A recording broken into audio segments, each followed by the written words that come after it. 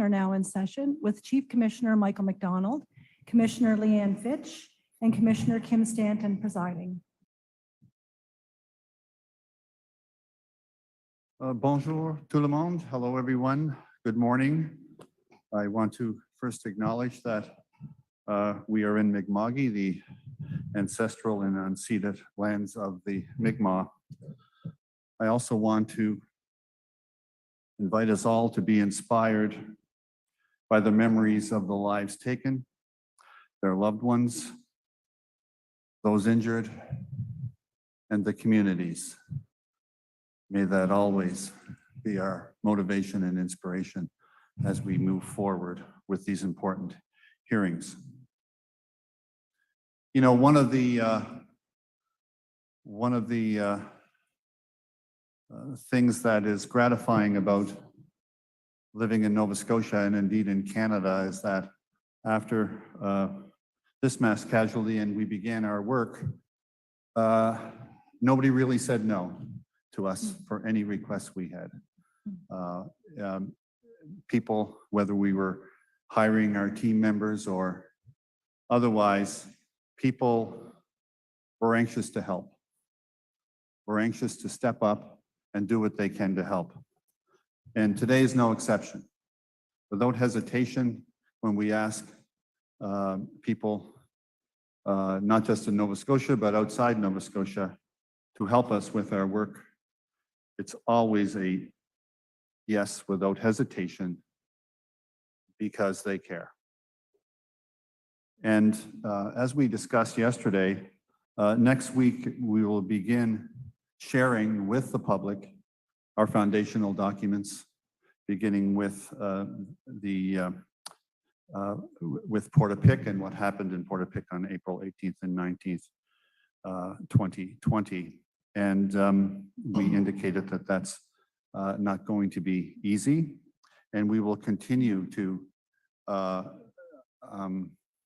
share with the public the foundational documents that track the timeline of events, and that will continue over the next several weeks. Following that, we will explore the context, causes, and circumstances. In other words, why what happened. And then we will move into phase 3, which will explore positive recommendations for change to keep us all safe. And we thought it very important for us and for the public, we would hope, to have a better sense of the communities that were affected. And during the wonderful mental health panel yesterday, we learned about the importance of communities, particularly rural communities, and how they stick together. And what's it like living in rural communities in Nova Scotia? And I believe I mentioned yesterday, there are equivalent communities like those beautiful communities affected Scotia by this mass casualty in every province and territory in the country. And it's important, we think, for context, to have a better understanding of those communities. And, you know, we can explore things like what is living in rural Nova Scotia like, what makes communities special, what are the challenges of living in rural Canada. And to do that, we have asked community leaders to come today and to share with us their perspectives on that very question. As we have discussed, the effects of the mass casualties stretch far beyond provincial borders into the lives of all Canadians. That's why it's helpful to understand more about the places where the events occurred, listen to the stories of our panelists, drawing from their experiences will all help us all better understand what happened. So with that introduction, it's my honor to introduce Alana Hurdle, who will be facilitating this conversation. Alana is past president and current chair of the Portapic Community Build Up Project of the Rotary Club of Truro. When she's not doing Rotary work, she may be found at the local Community Business Development Corporation, where she helps small business owners through financing, training, and advice. Alana grew up on the South Shore of Nova Scotia, spending her summers at Green Bay, Lunenburg County. She relocated to Colchester County in 2013 and has made it her home. Alana, you and your panelists represent the people I described when we asked. You, without hesitation, stepped up and are doing what you can to help, and you're greatly helping us today. So I'll turn it over to you, Alana. Thank you, Commissioner McDonald. Good morning and good morning. I'm very pleased to be here today, and I'm looking forward to the conversation we're going to have over the next hour. The purpose of this community panel is to share our thoughts on what it's like to live in rural Nova Scotia, what makes the people and places special, how we may have things in common with many of you watching today. The panelists will all bring a unique perspective, as we have an immigrant, we have an Indigenous leader, we have someone who grew up in the area and chose to stay, and we have someone who moved there for work and decided to stay for the lifestyle. All live in rural Nova Scotia by choice, and will have views to share as to why they've elected to make it their home. So it's now my pleasure to introduce our panelists, because you wondered who was here. All right. Chief Sidney Peters was first elected as Chief of Blues Cap First Nation in 2012, with a focus on building a strong community, rejuvenating culture, and supporting economic development. As a community leader, Chief Peters works closely with not-for-profit groups, band councils, tribal councils, municipalities, and federal and provincial governments. Chief Peters holds a diploma in agricultural modernization from the Nova Scotia Agricultural College in Truro. He has an extensive background in Indigenous housing with organizations such as Canada Mortgage and Housing Corporation and the Native Council of Nova Scotia. In 2006, Chief Peters became the Senior Advisor on Aboriginal Housing with CMHC and remained in the position until 2008, when he moved to the Confederacy of Mainland Mi'kmaq as the Manager of Lands, Environment, and Natural Resources. Chief Peters resides in Glenholm, Nova Scotia, with his wife Darlene and two children, Dylan and Josie.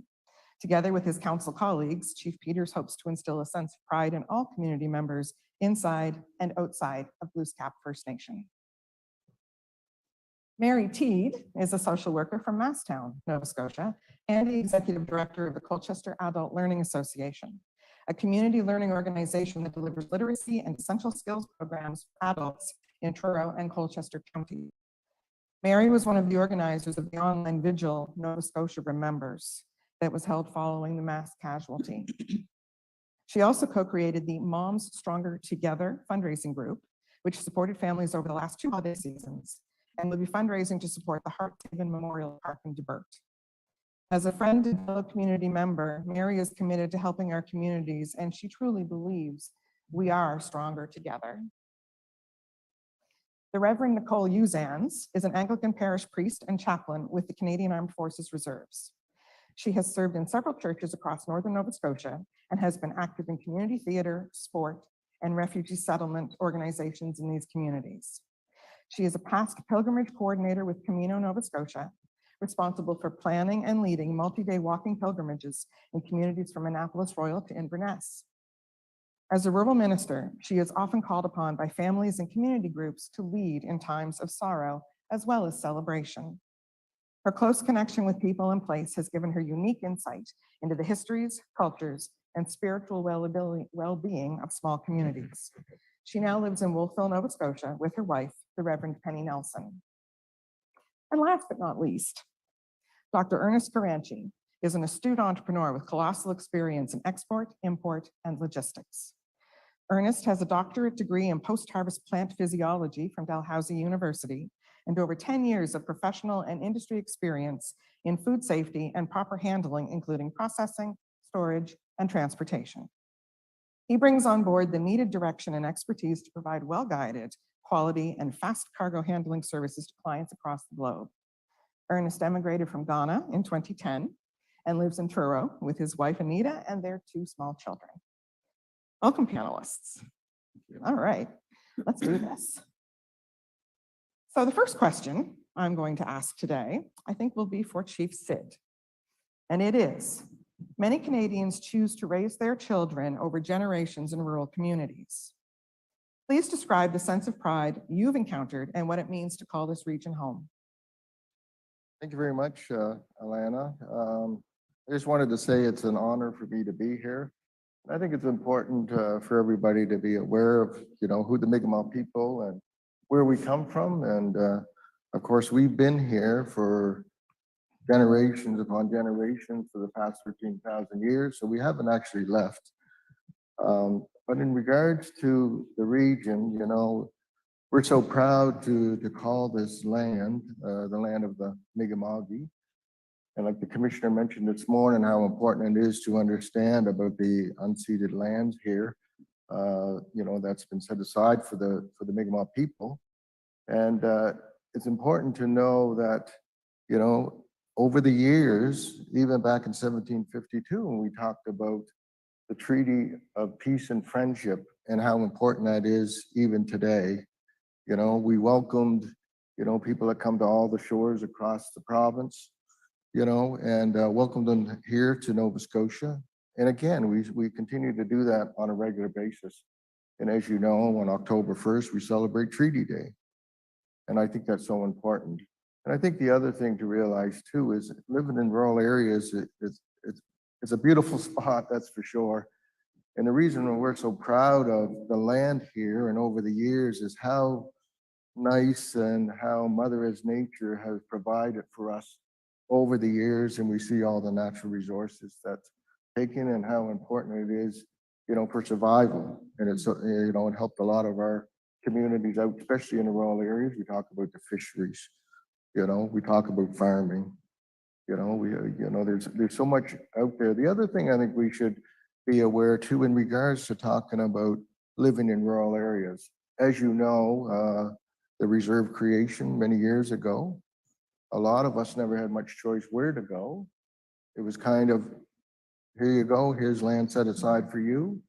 And back then they called them reservations. Well, we don't call them reservations in our First Nations world.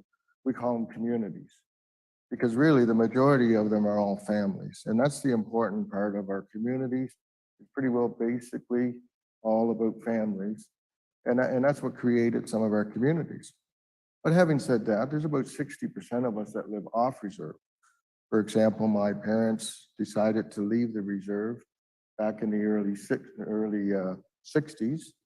And so I've always resided off reserve, but having said that, I think it was important that, living in the rural areas, because I decided to live to Glenholm. And part of the reason for that was, of course, was for employment. And I've been living in Glenholm for 35 years with my wife and my 2 children, and raised my 2 children there.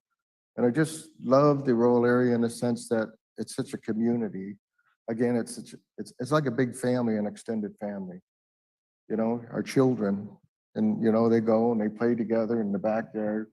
They go to the rink and they play hockey, they play baseball, they play soccer. They grow up, they go through the education system, and then we celebrate, their graduations and watch them flourish and where they go. But having a sense of support and local, and I think that's important. Of course, we do have tragedies like this, but we all come together when stuff like this happens, as a big family to try to help out. And to be honest with you, in a lot of our First Nations communities, it's the same way. Whenever there's a tragedy, everybody comes together. We have the funeral, we have what is called a soliday, where after the funeral, everybody gets together, they have an auction. And with the funds that come out of that auction helps the family to pay for funeral expenses, and pay for food and try to help support the children that might have been lost. But, again, it's a real honor for me to be here and, living in the rural area.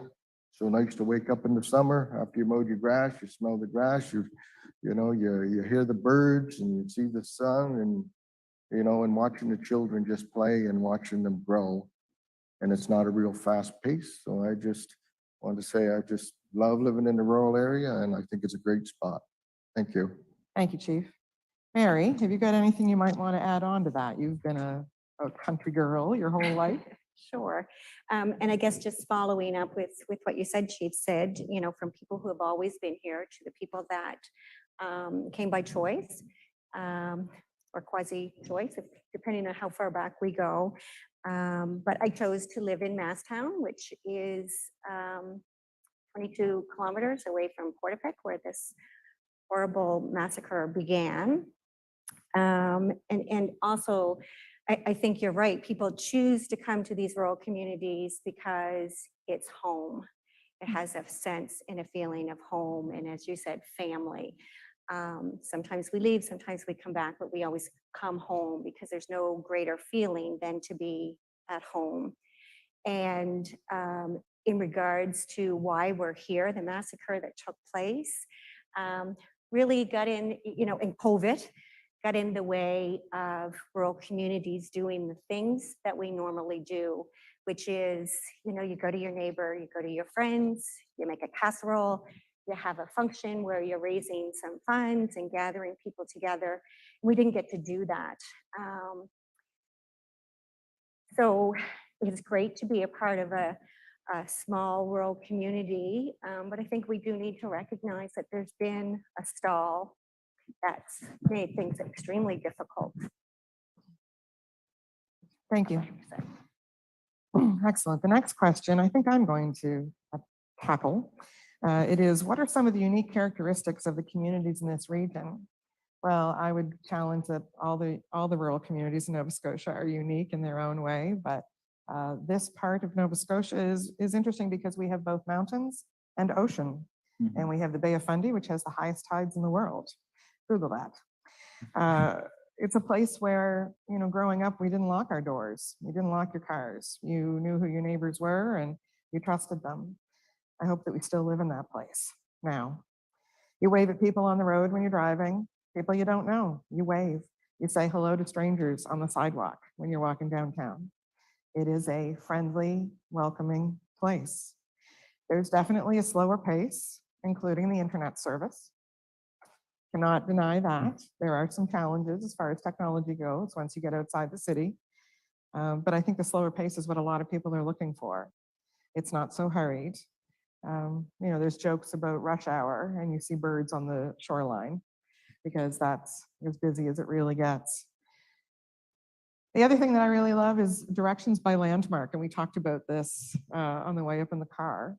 It's kind of funny because, you know, you might have moved to the area and someone will say, you turn left at that property where the old Carter barn used to be, burned down 20 years ago. Okay, and then you have to find out where that was because you weren't here when the Carter barn burned. So it is unique. You don't give directions in kilometers or even sometimes how long it takes to get there, but it's landmarks like the only, Nicole's got a good actually example of this one. So I might toss it to Nicole to finish my thought. Your lights. Sure. About landmarks. When we first moved into the area, so one of the challenges was to find housing. There was no rental market, but some local folks convinced folks with an Airbnb to do a longer term rental. And so we got directions to go there. It was turn at the flashing light. And other directions, this was coming up of, oh, it's past the flashing light. And we, what's going on here? And then realized that the flashing light is the only traffic signal for at least 50 kilometers in any direction. It's a pretty important landmark. Pretty important landmark. Yeah, exactly. And it's what everybody can relate to in that sense. Have you got any other thoughts, Nicole, on the uniqueness? You know, it's certainly one of the things that I've noticed about these communities. Again, driving down the road, the place name, sometimes it'll change every 5 or 10 kilometers. And that's not just about a name. There's a kind of a hyper local character about these communities where there would be There would be history keepers and elders in each of those very, very small communities who know a specific sense of identity to that community, which may just be a collection of a few houses along the highway. But also in the larger communities, that identification with place, there's upsides and downsides to it. There's a sense of pride about it, but there can also be a sense of rivalry, a real noticing locally who's getting what resources, which can be official resources, services and whatnot, but it can also be just the personal contributions of people who are living in those very small areas. And so a lot of awareness and a certain guardedness as well about not always wanting to have to go to the next community for your services or resources. Yeah, I think those are important notes. Good thought. And we've also talked about how families identify very specifically community or another, and you might be, Mary, help me, you might be the Teeds from Belmont versus the Teeds from Masstown. And when people ask, it's who are your people? Basically, where are you from? Oh, you're that family, you're that branch of the family. And there's, I think, again, a sense of pride and maybe a little bit of competition between the branches as well. So it is interesting. We also had that conversation. Most of us didn't know each other prior to being asked to participate. And so Chief Sid is from Glenholm, which is a hop, skip, and a jump to Masstown. And somebody made the mistake and said he was from Masstown. I'm like, no, he's from Glenholm. Yeah, that matters. That matters. Exactly. Excellent. Thanks, folks. All right, Mary, I'm going to direct this next question to you. What are some of the ways our region embodies the word community through support and activities? And I think this is a question that's near to me. As Alana said, I was one of the organizers with the online vigil. And again, small communities, when bad things happen, we come together, and we were in the early stages and the scary stages of COVID. And so nobody could come together. And a group of strangers from the community got together and said, we have to do something. And I was amazed that almost overnight, this online vigil took life, and was really just meant to be the online version of how we give love and support. And I was, again, thousands and thousands and thousands of people participated in one way or another. And virtually, we came together to say, we care, we're sorry, we want to be helpful. And at that time, that was the only way that we could do that. So, the online vigil and then the Nova Scotia Remembers legacy that just kept conversation going, and certainly hoping that families and those most impacted were listening and looking at those stories and hearing the support. And then there was the Portapique build-up, which, this once upon a time, Portapique was, this thriving little community where all kinds of activities took place, and the closer, the further people got away, moving into Truro and beyond, it was just a building that sat there, and a group of people came together and pulled that back to life. The Hearts Haven Memorial Park that's underway in Debert, the life that's coming out of that. So just give you one example, there was in a small local community, baseball once upon a time was a big thing with the adults. And one of the gals from the community said, let's do a baseball tournament. Hopefully this summer we'll be able to come together and play sports. And within an hour, the entire tournament was completely filled, sold out. And, now they're looking for more fields to play in to support community. That's small town Nova Scotia.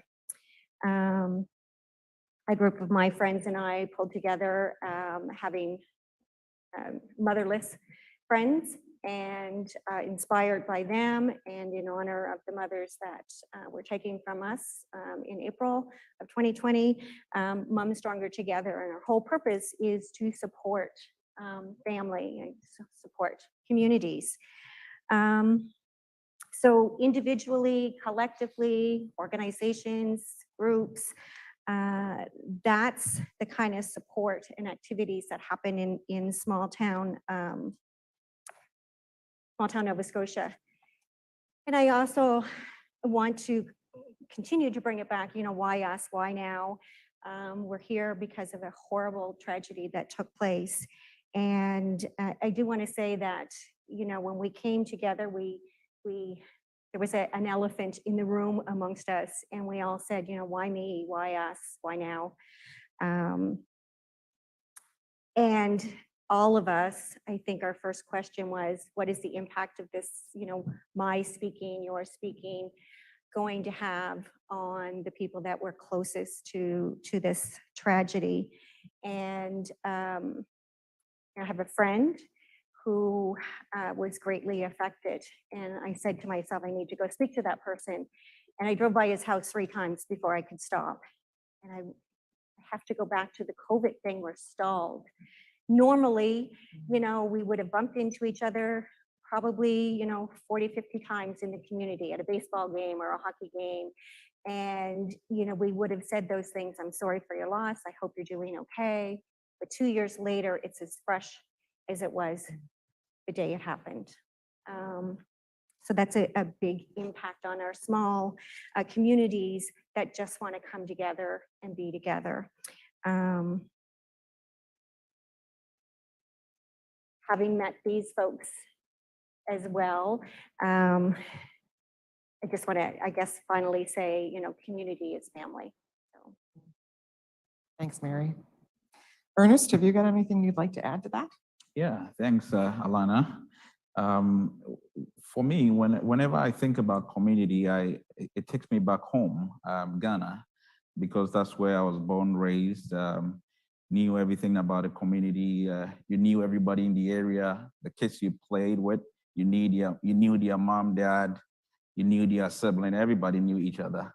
You could be called at any time and sent on an errand by anybody because you all lived together. So when I moved to Truro 12 years ago, I looked for that as a sense of community. And to be frank with you, I found that, and that is why I still live in Truro. The sense of community, people coming together at always the time to support each other. And that is really comforting for me and my family, coming from our own backgrounds of knowing what a community is. And to just give examples of what I went through, not knowing anybody in the community, to grow into, to be part of that community hugely, is that when I came in, young African boy, 25 years, looking to get my master's degree, landed at the Halifax airport, got drove to Truro, didn't know anybody in the town, nobody, zero. And luckily, there was a family that took me in, not knowing much about me, basically let me live in their basement for 2 years, paying less to nothing to be with them. And you could only find that in a rural community. And again, from my church family, everybody was willing to support. So I'll go to church, everybody was wondering, who are you? They wanted to know who you are. So you get to tell your story over and over, not because they despise you, they're just curious to know you so that they can relate and be with you in most times. And we spent a lot of time in our pastor's church and home, cooking, playing music, and basically living together. An example, again, is when this tragedy hit, you could see that sense of community in Truro and around, people coming together to support. A proud member of the Rotary Club, and once it happened, everybody was willing to come together, contribute to build the community again, and that can only be found in a rural community. And so it gives you that sense of responsibility, that sense of coming together, living together, and helping each other through the times of difficulty. And you can only get that in rural communities. And so for you that have always lived in the city, I would say come visit, and you'll be surprised. Everybody wants to know you. You want to know everybody by name and their family, and that is unique in rural communities. That's what I like. Yeah. That's great. Thanks, Ernest. All right. So the next question I'm going to direct to Nicole. Why might people leave urban areas to live in a rural setting, and what are some of the adjustments they might experience? Okay, so following up on Ernest's comment there of if you're from an urban place, come visit or come to stay. And I wonder actually how that's going to work out, because I think there are a lot of opportunities in rural places of particular sorts.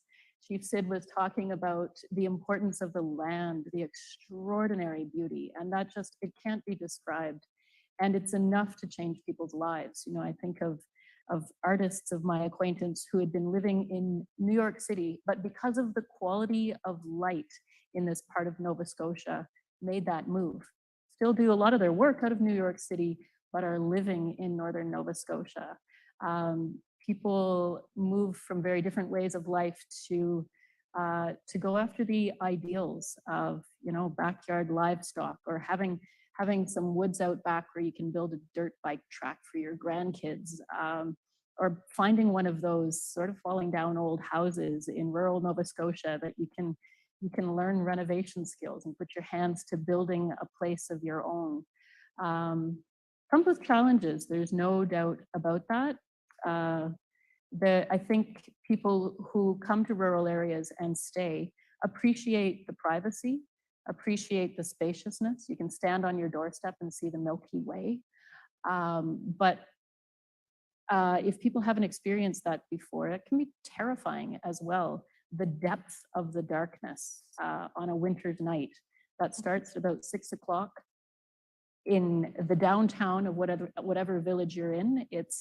It's empty and it's dark, and that can be kind of foreboding. So, but anyway, there is that sense of spaciousness and privacy, as well as this theme that keeps coming up, that draw of community.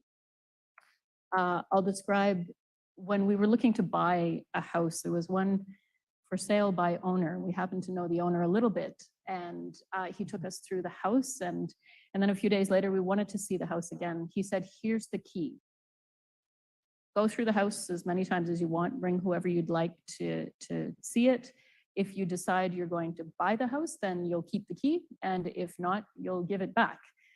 That level of trust only comes about because we knew a lot of people in common, and had that sense of accountability that comes from that. But there's a flip side to that. I think a lot of people who come to a rural area have an experience like going into a community breakfast at a church or a community hall, and every head in the room swivels towards you. And then everyone turns back to their own meal and the company they came with. So there's this sense that there's always more people talking about you than talking to you. And that takes some getting used to. And I think about that has particular permutations for people, young people who are growing up in the villages. Always having a lot of people knowing your business might not be what you want when you're a teenager. So there's that familiarity. It also comes with a lot of relational work. And I guess just one last example that I'll give in that regard is around grief. Really, any grief, normal grief that happens when someone in your life dies. And then having to face the people who know you, who want to talk about that, who want to know how you're doing, but it can be daunting. In rural places, one of the biggest markers that there's been a transition in the process of grief is, can you go to the grocery store again? Knowing that you're going to know people, you're going to run into people there, maybe half the people in the store, and can you face those conversations that come when you're at that really tender and vulnerable place in your grief. So it comes from a place of care, but it does introduce lots of challenges, that level of interpersonal connection. Absolutely. Yeah. And I think one of the things that we still hold on to is that term "come from away," which doesn't have the best connotation, really. You are separate, you are different, you are from somewhere else if you are come from away. And I think we really need to start shifting our mindset on that. We've chosen to come here by choice. So we are here by choice, not come from away. And until we get better at that differentiation, I think there will always be a little of that kind of, heads turning at the community breakfast because you are different, because you're not of here. But if we think of it more as here by choice, then hopefully people will start to feel a bit more welcome as well. I think when people are at those functions, and we look at you and then we whisper, really what we're saying is we're trying to find your connection. So we might say something like, Nicole's okay because her great great grandfather used to live here. Right. Right. Who were your people? Yeah. Who were your people? Chief Sid, have you got anything you'd like to add to that one? Well, I think, in regards to living in the urban center, sometimes it can get lonely living in the urban centers as well. You don't know anybody, you don't know your neighbor, you don't know who's in the apartment down below, and you're walking the streets and people are looking at you or not paying attention to you. But in the rural area, as the panelists has talked about, how important it is people will say hi to you, whoever it is. It's nice to say, oh yeah, the builder supplier. You see him at the store, you see him at the ball field or whatever it is. The same thing with your doctor, lawyer, whoever it might be, and your teacher. And so it's nice that way. But even in the Mi'kmaq world, it's so important about culture, tradition, and heritage and stuff. When you're in the urban center, sometimes you don't have that, and it's unfortunate. So that's why sometimes we get a lot of young people or whatever to start to find it difficult in urban centers. They want to come back because they need that. They need that sense of belonging and, in the spiritual world, I mean, that's really important in our communities. But again, there's 60% of our people that's living off reserve. Not everybody in urban centers, but having said that, we've got Canada's a big place, Nova Scotia's a big place. There's lots of opportunities, but it's only as good as you make it. It's only as good as you participate, and part of that is a sense of belonging, and everybody does their share, in the community. Some people, like I said, some people are plumbers, electricians or whatever, and let them do what they can do and, kind of share all the resources and the wealth that's there. And to me, again, that's a sense of belonging and, taking, thinking of everybody as working together. That's how it works and to be a family. Excellent. All right. Wow. Ernest, I've got a question for you now. What's it like to own and operate a business in this region? Well, it's interesting. I get to talk about business. It could take us the whole day. But I would say that the key thing, and I don't want to suggest that it's different, so different in the rural communities than the cities. The fundamentals of business are fundamentals of business. You have to make profit, right? But when you live in a community where you know everybody, where you know the guy that is coming to work, you know his brother, his sister, everybody, it brings a different level of a huge responsibility on you, not just to make money, but to take care of people. It gives you that pride. So I would say that mostly when it comes to business for me, is about the pride and the joy that I get in participating in the community that I live in. There's a lot of talk about choice to live in rural community. For business, you have to make a choice where the business is, right? We're into logistics, and everybody asks me, so why Truro? I get that question a lot, but my answer is, why not Truro? That's all I've known. That's my home, that's my community. So if I'm to put millions of dollars into the community or into the economy, I would want to do it with the people that I know best, right? So that is very, very important for the success of a business. if you're running a business in the rural community, you have no choice than to be hands-on. I'm involved in my business. I'm always there because I'm enjoying the process with the people that I know, and all that helps in be able to grow the business. Another way is that Bible says, to whom much is given, much is expected. So with my previous comment on what Truro and the community has given to me, I have that sense of responsibility to give back to that community. My experience, my ability to be able to grow with the community is really something that I enjoy doing. There is definitely struggles to run business in a small community, which comes back to labor, right? As much as you enjoy doing with the people, there isn't much people there, right? So you have to come up with creative ways to keep people. It's not like you can just let that person go and another person comes through the door, because that person that is leaving is going to talk to the next person, and everybody knows who you are if you're not doing the right work. So you have to be creative. You have to be involved with the things that are going on. You have to know people. I have, I would say, part of my team members that do know my kids. Their kids come to our home and have play dates, have sleepover. So you do those things that is way outside the workplace to be able to keep that core and be able to succeed. So for me, business is family. We have a lot of employees, and most of them, I know everybody by name. I know their relation.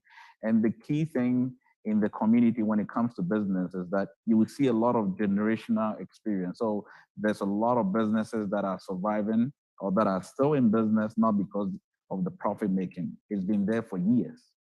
There is a long lineage. The great-great-grandfather was doing it. It came to the dad. The son is taking on that pride, that sense of responsibility to be able to continue that generational input into the community. So it gives you that comfort, that stability within the community, and I enjoy that process and building the future with that community as well. Yeah.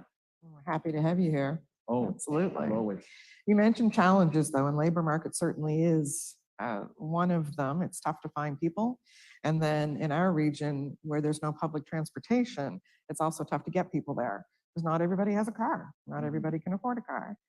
Or their spouse, takes the car to Halifax for work. So it's not just finding the right people, it's finding the right people and getting them there. And then you add on childcare issues, and it is a challenge to find and retain employees. So not just finding people, it's finding the right ones and making sure that they can work and that you can help them to thrive in that position as well. Just to give another example, when it comes to transportation in rural communities. So a couple of my managers, so what they do is that if an employee, whoever they are, do not have a source of transportation, they go from house to house to pick them to work. They feel they need to do that. I don't know other businesses. It's a small business that we run. So I see that to be creative of even the managers to do that, because they feel they have that sense of responsibility to get those people to work, and they help each other to get everybody around and be able to make it to work. Yeah, absolutely. I'm fortunate to work with small businesses in my day job, the one that pays me, not my Rotary full-time job, which is the other one I do. But it is, I work for the Community Business Development Corporation. We have, there's ACOA offices, there's Nova Scotia Business Inc. We've got a very active Chamber of Commerce and the Regional Enterprise Network. So there are a number of business supports in the Truro-Colchester area as well, which I think helps with some of those challenges. And certainly we get to work with entrepreneurs on a daily basis. And, the Canadian economy is built on small businesses, small and medium-sized businesses. So it's exciting to see these new things happening in our area and the different types of businesses that are operating. Anybody else have a thought on this topic? Just thinking about communication and internet along the West Colchester communities, which is very troubling. And in many places not existent. So I think, that's a big issue in the rural communities as well. No, absolutely. And even sometimes in town or in the city too. We do have some technology challenges here. And since we've all been on Zoom meetings for the last 2 years, it's been both a blessing and a curse some days, because you have to turn your camera off, because otherwise you don't hear anything because it slows down so badly. Yeah, that's certainly, I know they're working on that, but it does have its challenges in that sense. All right, well, those were our questions, folks. So what I heard overwhelmingly from everybody was, there's the extraordinary beauty of the land in Nova Scotia. It is stunning, and I'm born and raised here. And there are times I'll go for a drive, and the beauty when I come around a corner just takes your breath away. We're so fortunate to live here, and it truly is an amazing place. There's privacy. Community is family. Community is family. I love that idea, and it's so true. And it's people coming together to support one another. That's what you do. And you do it because it's just the right thing to do. You may not know your neighbor that well, but in a time of need, you pull together, you buy the 50-50 ticket, you bake the casserole, you show up. That's what you do. You show up. We have a responsibility to help one another, and we do. And everybody does their share. And I think at the end, what that really all comes down to is relationships. It all comes down to relationships. And we care about one another. And that's what makes a community strong. So with that, Commissioner, I will pass it back to you. Yes, thank you. Thank you so much, panel. Very, very helpful. You seem to gel up there and seems so relaxed, which is gratifying, but I'm sure it took courage as well for you to come up and share your perspectives, and we greatly appreciate that. Not just your expertise, but your experience, and it was helpful, I think, to have the perspective, your perspective on the impact of the mass casualty, again from the rural community perspective, and an important perspective on the sense of loss. Just for example, if life in rural communities is based upon relationships, and perhaps less so in urban centers, then the impact of COVID would certainly be different, then, wouldn't it? Things like that are important for us to have an impact on. But again, repeating a little bit what I said at the introduction, it's important for us, and I think for the public and all involved, to have a keen perspective on those communities, not just in Nova Scotia, but similar communities across this country. How this casualty would have, I wouldn't say unique, but an important and perhaps different impact, because these are rural communities as opposed to urban centers, and that's an important perspective for us to have. So on behalf of the commissioners and everyone involved, thank you so very much for stepping up, as I said, as everyone has so kindly done, and we really greatly appreciate it. We'll take a brief, sorry, and Commissioner Stanton wanted to say something as well. That's okay. Sorry, I wasn't planning to speak, but I just wanted to address something that you said, Mary. Why us? Why now? I just think it's really important for people to remember that while this inquiry has been at the forefront of people's minds here for obvious reasons, most of Canada hasn't had it front of mind. And this week is to really prepare people for all that is going to be coming, and to ensure that people are aware across the country that the pain is very real here, it's still ongoing, and that there is a need to understand the ways in which the questions that we've been asked to answer in our terms of reference are going to mean, as a federal and provincial inquiry, that there are recommendations that will be made that will have implications for communities all across the country.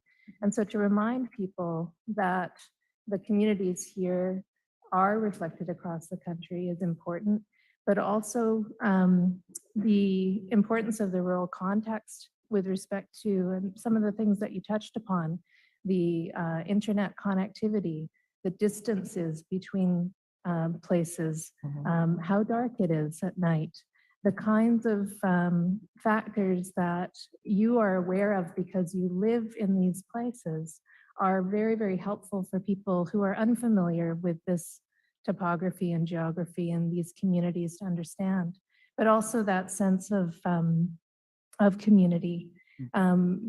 We also think it's so important for people to think of these communities as more than just what happened in April 2020. And it's, I just want to thank you because I think you've beautifully expressed that truth. And so I'm grateful, and I just wanted to thank you for being here today. It does take courage to come and speak, and it really is much appreciated. So thank you. And thank you so much, Commissioner Stanton. So we'll take a brief break, and as I mentioned yesterday, when we return, Senior Counsel Rachel Young will describe the structure of policing in Nova Scotia for us. So thank you again, panel, and thank everyone. We'll take a brief break. Thank you.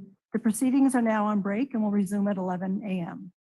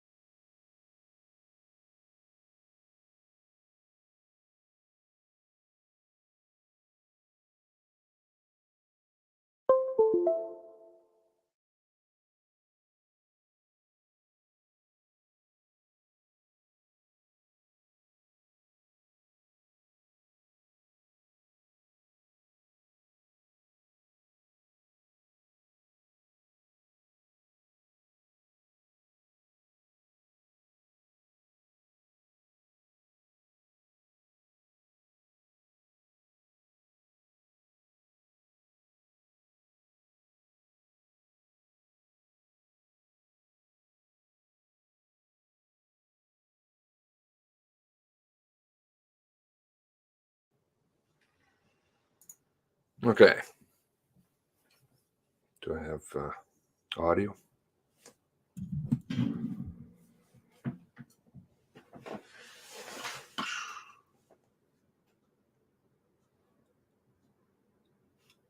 Somebody let me know I have audio. That would be good.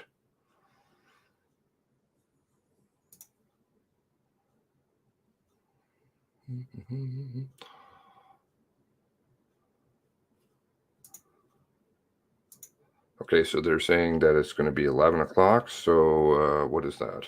Brief break is 20 minutes, according to them.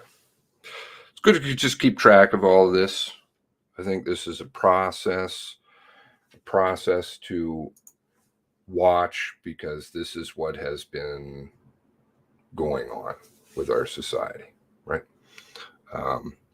Just love to hear some of your points here. They are trying to, yes, Christine, that's part of that. That's what they're doing. Okay.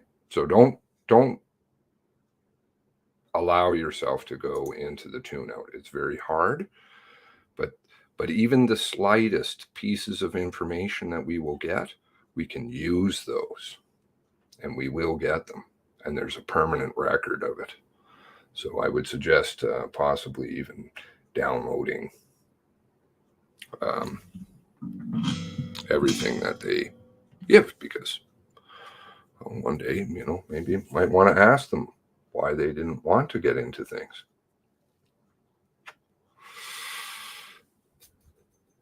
Keep records, as my family says always. Manila folders. Start a folder. What do we have here? Yes to the audio. And I think, again, another point I would make, I'm very big on that. I don't know. I can't go back. I can't seem to find it. I know they've been deleting the hell out of my channel and not telling me. Very unfortunate. Can't seem to find the video I did about explaining, and it was a shorter video actually, which is great for people, but explaining the legal definition of what an actual true public inquiry is. That's why they call it the Mass Casualty Commission, right? Okay, you have the Desmond inquiry, which I actually do believe kind of follows the Inquiry Act. The Mass Casualty Commission is just a review. It's always been a sham. But again, it's the slightest facts. That's all you need. It's like a time, something. Then you can start to put the pieces together. So that's where I'm coming from. It is sadly a painful process, and it's very painful for the families, but it's okay. I just think repeating what they want you to repeat, i.e. repeating that it's an inquiry, very bad, very bad. It's a commission, or it's just call it a review or a sham or something like that. But I wouldn't even get into the sham part, because hopefully we will get some truth from it. And if we do get any truth, it's just those little tiny facts. Those little tiny facts. Just keep fighting for those answers for Tara and other families. Yes, I did notice the timing of the inquiry. Not going to go too tinfoil on that one. But it is definitely crossed my mind. Timing is always important on things. I'm a big person looking at timing.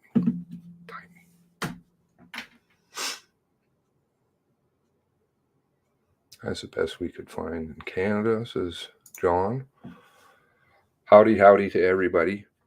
I'm not really going to say too much. I'm just going to let them do their own speaking. Good to note who all is here.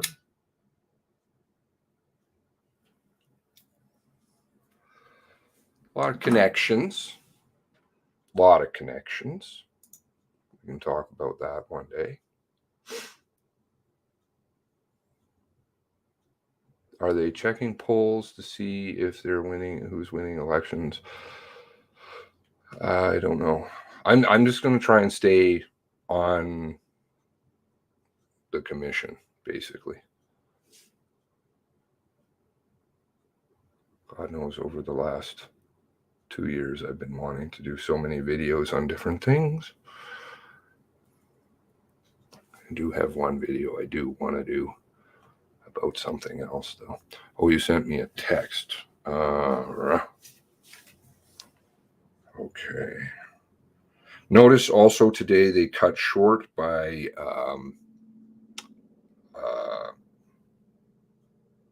they like to fly that helicopter around here 24/7 here in Calgary. Oh, balls. I lost what I was. Oh, that they cut it short by another 2 hours today. Okay. So we had 2 months. They eliminate all of those hearings, of course, which would have possibly been information that would have been disclosed. And they just keep cutting things short. Weeks are tiny. How much are people getting paid? Are they getting, like, are the commissioners, the overseers of this thing, people that have lots of interesting connections too, are they getting paid per diem for every day that they participated. I did see a figure. What was it? $1,800 and $2,000 per diem per day. It's a lot of money. Or do they just get paid for what they participate on camera? I would think not. $13 million, I would say, is a gross understatement. And if you include the other monies that have gone out in different directions, Art, you're talking about a lot of money. And the, what? Oh, that war room down in Ottawa that's been working since day one. Since day one. Called it. We talked about it right since the start. It's exactly what they've been doing. I think pretty much since the start.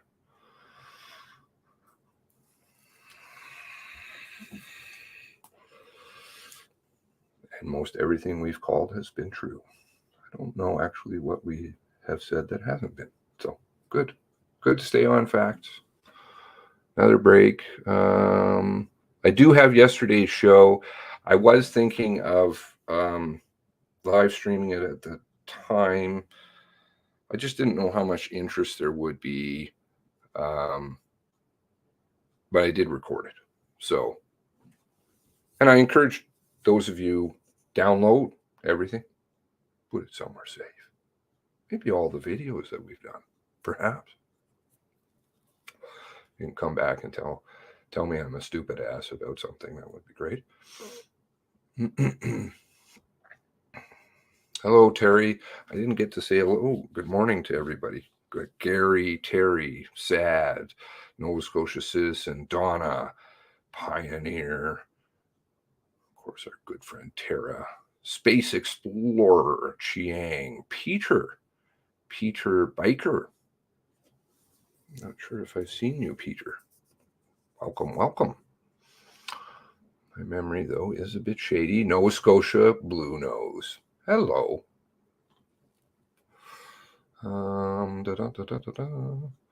Barbara Swiss is with us. Todd Flanders. We've got Todd. Some other Todd. CSIS today. Okay. Lots of CSIS. Been seeing Jessica Davis popping up. More again. Gosh, she makes the rounds. I think now she's CSIS. What was it earlier? She was just FinTrack before. Tracing the money in the Nova Scotia stuff. Now it's CSIS to do with Ottawa. MU. Hello. Hello, Jumbo. Retire Cape Breton. Or Cape Breton. Sorry. Need more coffee. Cape Breton. Where am I at? Frenchton's. Hello. Brother Paul. Linda McDonald. Hello. Psycho Ward. FYMM. Hello. Interesting name.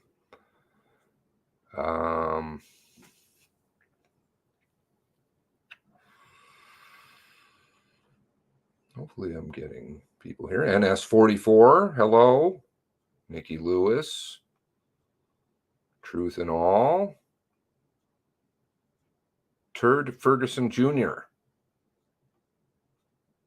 I probably have not said hello to other people. Tomorrow, maybe I'll try and start a little bit early. I was actually curious to see if they were going to start on time. I don't know. Maybe they'll have to end early today. Never know. Never know what's going on. Strawberry. Granny Linda. Hello, Granny. Granny. God love grannies, eh? I love my grandma. Something awful. I miss her. Becca. Mark Evans.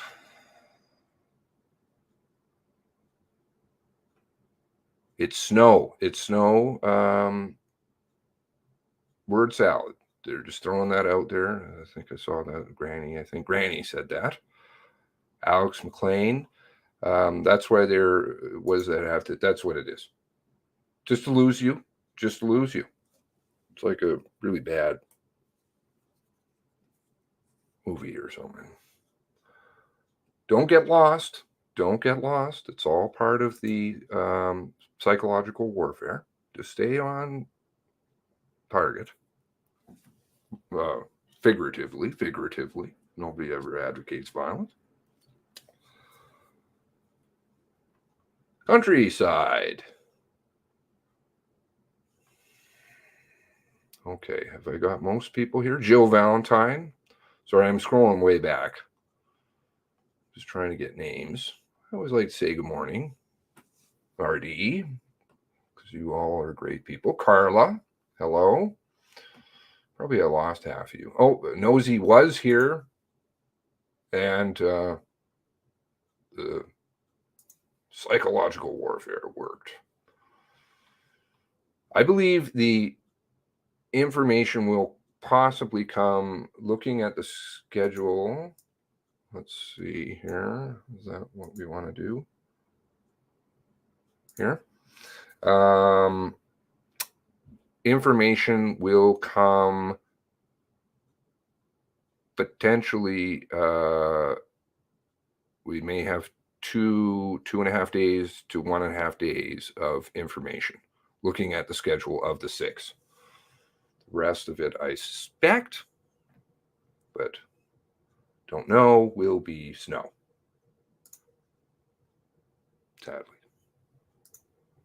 Proceeding starting in 7 minutes. Okay, let's jump forward. Point fires here. Okay. Welcome, welcome, Uncle Blazer. Crystal, hello. Have I got everybody? Hopefully. Christiana. Oh, I'm glad I kept scrolling. Grinder.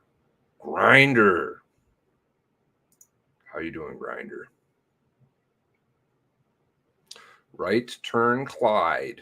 Also, just seeing here, I'm at the back at the bottom. Ms. Fox is here. Autumn Doucette is here. Hello. Good morning. Mitchell Rob Lee. Am I mispronouncing? Judge McDonald. I always thought that was interesting. Judge McDonald doesn't have a Queen's Counsel, even though they kind of hand them out like water. I don't believe he has a Queen's Counsel. And yet he is head of the course down in Nova Scotia. Very interesting.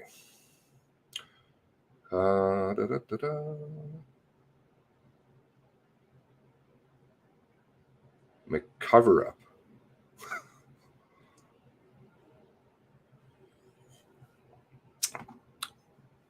Let's try and keep it serious as much as we can.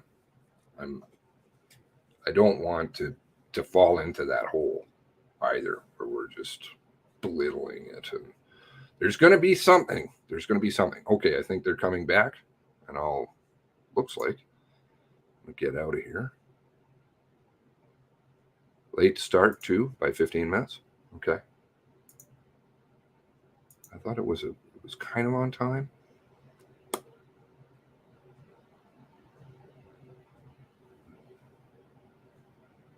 Pay discrepancy.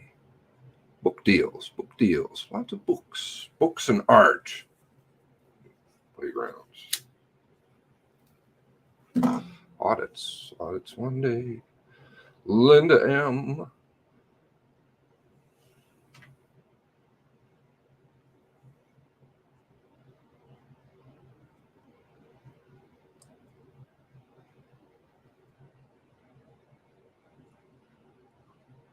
Well, it's to me, I think it's two sides of the other side of the coin, right? Is the great people who have been looking for the truth, even though they throw some garbage in there to try and distract us. It's all of us great people that are still pulling. Well, I'm not a great person, but all the rest of you working very hard. Tara is fuming. Uh-oh. Uh-oh. Stay strong. Stay strong. I was praying for you last night, praying for all the families. Propaganda pays well. Okay, there we go. Great. Point Colborne, Ontario. Never been. Just sub to Just My Stupid Opinion. And found out that, I've watched you since Portapic. Okay, great. Thank you. Thank you for your support. I appreciate that. Not me, but families. I was watching the, I'm not going to turn this into a political thing because I tried. Well, I have my opinions on things. Let's just say other matters, but I try not to confuse them. But I was listening to the soldier, what's his name, out of BC, who is walking across Canada. And I absolutely so appreciate somebody like that. He said, if anybody is looking for money with my name, don't send them money because I'm not looking for any money. You want to help? Please talk to people. In his case, he said, maybe you could buy me a sandwich or something because I'll be hungry, or fill up the RV that's following him. But aside from that, who cares? I don't want anything. It's the point. And I am like that too. I don't care about book deals and I'm not slandering anybody. I'm just saying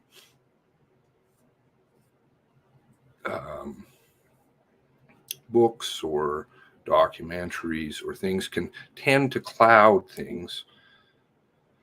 And if you, or monetization or whatever, just keep it free. Truth is free. Truth is free. Uh-oh. Where are we at? Okay, we're almost on the minute cusp here. One more minute. I should keep it like this. Let's see. We've had the cover page up for a little bit here. Can't understand this cover page with this water effect. It's kind of hard on the eyes. I don't know if that's just me. Morning, Clyde. McDonald making 2,000 plus the other 1,800. Where's the pay? I never was able to find the verification of this, but again, one day maybe there'll be audits on a lot of different things, and we can figure out where some of this stuff is going and who's getting what, how much they got. It's going to take a lot to overhaul, but any idea on the dudes in the row of vans that hard to pick, the black vans?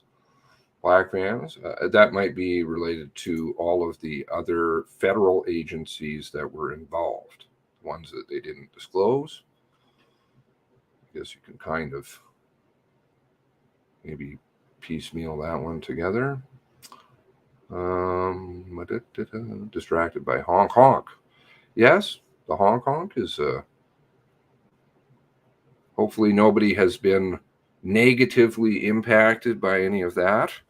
The removal of democracy in our country is an extremely serious issue.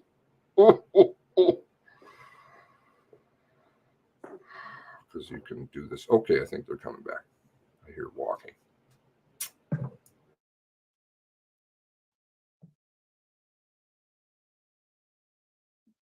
Welcome back. The proceedings are again in session. Thank you, ladies and gentlemen. As promised, we will now ask Senior Commission Counsel Rachel Young with the assistance of a technical report, to describe the structure of policing in the province of Nova Scotia. Ms. Young, thank you. Thank you, Chief Commissioner McDonald. Bonjour. Good morning, commissioners, participants, people of Nova Scotia and Canada. I'm Rachel Young, one of the Senior Commission Counsel, and part of my role is to present the evidence on the parts of the Commission's mandate to do with policing. Madam Registrar, before I begin, I'd like to file 2 public exhibits which the participants have seen. First, there's a report entitled "The Structure of Policing in Nova Scotia" in April 2020. For the lawyers in the room, that's document ID number COMM 0040450 and the supporting materials. And secondly, a legislative brief on the structure of policing in Nova Scotia prepared by Commission Counsel, and that's COMM 0043125 and its supporting materials. These have been supplied in electronic form. These are going to be made publicly available on the Commission's website within the next day or so. This is what's in these exhibits. The Structure of Policing report provides an understanding of how policing was designed to function in Nova Scotia at or about the time of the April 2020 mass casualty incident. The legislative brief provides the legal framework for policing in Nova Scotia at the time of the mass casualty in April 2020. I will be drawing on information from both of these documents during this presentation. This morning, we heard about the communities and settings where the mass casualty events took place from wonderful panelists who live in the area. Before we get into the details of the events next week, I want to supply some context about what policing actually looks like in rural Nova Scotia. People might be coming to this commission with different levels of understanding of which police forces do what in Nova Scotia and in Canada. Most people know that it was mainly the RCMP who responded and investigated the mass casualty. But why the RCMP? In what capacity? The goal of this presentation is to answer these questions and some others that people might have. For example, how many RCMP members worked in the counties where the events happened? Why did the New Brunswick RCMP and Halifax Police assist the Colchester County RCMP and not more of nearby Truro and Amherst municipal police departments? Getting a sense of what police forces were located in the area with about how many members will help those participating in and following the commission to understand several things to follow later in these proceedings and in the foundational documents and in other commissioned reports. The focus of this session is this report that the commissioners commissioned. It's a technical report, now Exhibit 1, called Structure of Policing in Nova Scotia by Barry McKnight. It sets out how policing was organized in Nova Scotia at the time of the events. Barry McKnight is a consultant who's a former municipal police officer and leader. He was chief of police of the Fredericton Police Force in New Brunswick, and he has worked for the RCMP. He's worked with other police forces to share intelligence on criminal activity in order to combat organized crime. He's been accountable to civilian oversight bodies to explain police conduct and expenditures. He's acted as a liaison between the police and municipalities. We're not calling Mr. McKnight to testify today because the commissioners are not asking him to add anything beyond what's in his report. They've asked me to highlight what's in it in order to show how it fits in to the rest of the commission's work. Mr. McKnight's report is simply intended to be a description for an audience not necessarily familiar with policing. The commission did not ask him for an expert opinion or to delve into controversial areas, nor to evaluate the policing services that were provided. I'm going to summarize and situate this report today, knowing that not everyone will have time to read it. The participants have already had a chance to review it. Those who are interested in knowing more details will soon be able to read the report themselves online. Today, I'm going to touch on the structure of policing in Nova Scotia and Canada, what police resources were available in 2020, and how police agencies collaborate with each other and talk to governments. Learning the structure of policing as it was in 2020 will put into context these facts that are to follow. You can expect to hear next week the details of the police response to the events. And that will be coming at you in a lot of detail. So this will help set up understanding who was who. It will help understand which police officers and governments were the key decision makers and why as the events unfolded. This is going to be relevant not just to next week's description of events, but also in April when we have panels and we dive into the police critical incident response and communications. These issues will come up in phase 1 when we talk about how different police forces communicated with each other. So interagency collaboration and interoperability.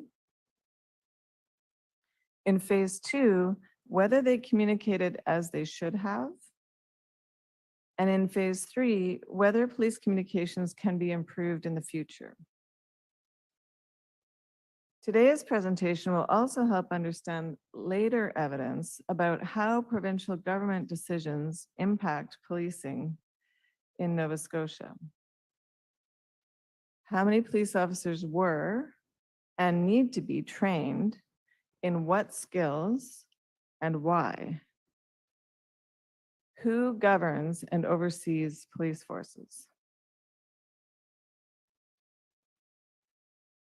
Let's start with an overview of policing in Canada and Nova Scotia in particular. So there are 11 police agencies in Nova Scotia, the RCMP, and 10 municipal agencies. The staffing numbers given here are approximate for 2020 and would have fluctuated for various reasons, including the pandemic.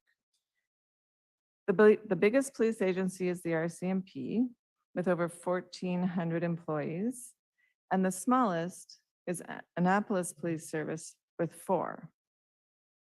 The total number of 10 municipal police forces combined is less than that of the RCMP. It's 1,200 employees.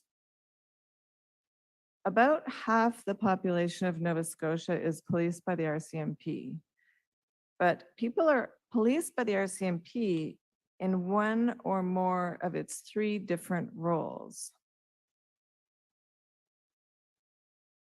The RCMP wears 3 hats in all of Canada. It is the federal police force, it can be a provincial or territorial police force, and it can also be a municipal police force for a given area. No matter which role it's in, the RCMP can and does communicate and work with other police forces in order to gather and share intelligence and enforce the law. Part of the Commission's work is to understand these relationships, and we will be hearing more about the relationships between different forces and even between different parts of the RCMP.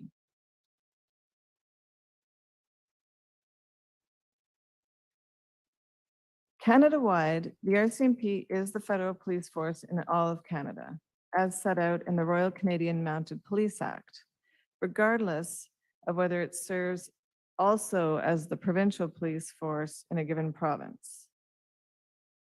The RCMP always investigates certain types of crimes in all provinces and territories, such as large-scale drug trafficking crimes, crimes against national security, cybercrime, and terrorism offenses. This federal policing role is not the role it was playing during the mass casualty events. Although federal RCMP resources may have been involved in the response, but they would have been assisting as backup for the RCMP acting as provincial police. Provincially, provinces are responsible for policing standards. In Nova Scotia, this responsibility to ensure an adequate and effective level of policing is set out in Section 5 of the Nova Scotia Police Act. An excerpt of the law on this point is put together in the short legislative brief that I filed. That's Exhibit 2 now. Provinces can decide whether to form their own police forces or to contract with the RCMP to be their provincial police force. In reality, only Ontario and Quebec have their own exclusive provincial police forces. Newfoundland and Labrador also has a provincial force, but it shares provincial policing responsibilities with the RCMP. All other provinces, including Nova Scotia, have the RCMP as their provincial police force. Section 27 and following of the Nova Scotia Police Act give the province the option to establish a provincial police service to be known as the Nova Scotia Provincial Police. Section 31 of the Police Act says that the provincial police shall provide policing services, including A, crime prevention, B, law enforcement, C, assistance to victims of crime, D, emergency and enhanced services, and E, public order maintenance. So these are the things that the RCMP is obligated to provide Nova Scotians. The province of Nova Scotia has an agreement with the federal government setting out the provincial police services that the RCMP will provide. This contract is called the Provincial Police Service Agreement, or PPSA. This agreement is currently halfway through a 20-year term, which runs from 2012 to 2032. This document is one of the documents quoted in the Structure of Policing report, so it will be publicly available on the Commission's website as part of Exhibit 1. It's interesting to note that the RCMP is not actually a signatory to this agreement. The RCMP division for all of Nova Scotia is called H Division, and it is headquartered in Halifax. The size of local RCMP detachments varies depending on the size of the local population. At the municipal level, although the Police Act makes the province responsible for policing standards and gives it the option to create a police force, it makes municipalities responsible for providing police services. Municipalities can decide whether to have their own forces or to contract with the province for those services, and municipalities here would include counties. Section 35 of the Nova Scotia Police Act states that every municipality is responsible for the policing of and maintenance of law and order in the municipality and for providing the police department at its expense in accordance with its needs. Secondly, that in providing an adequate, efficient, and effective police department for the purpose of subsection 1, a municipality is responsible for providing all the necessary infrastructure and administration. Section 35(3) says, for the purpose of subsection 1, the service provided by a police department shall include crime prevention, law enforcement, assistance to victims of crime, emergency and enhanced services, and public order maintenance.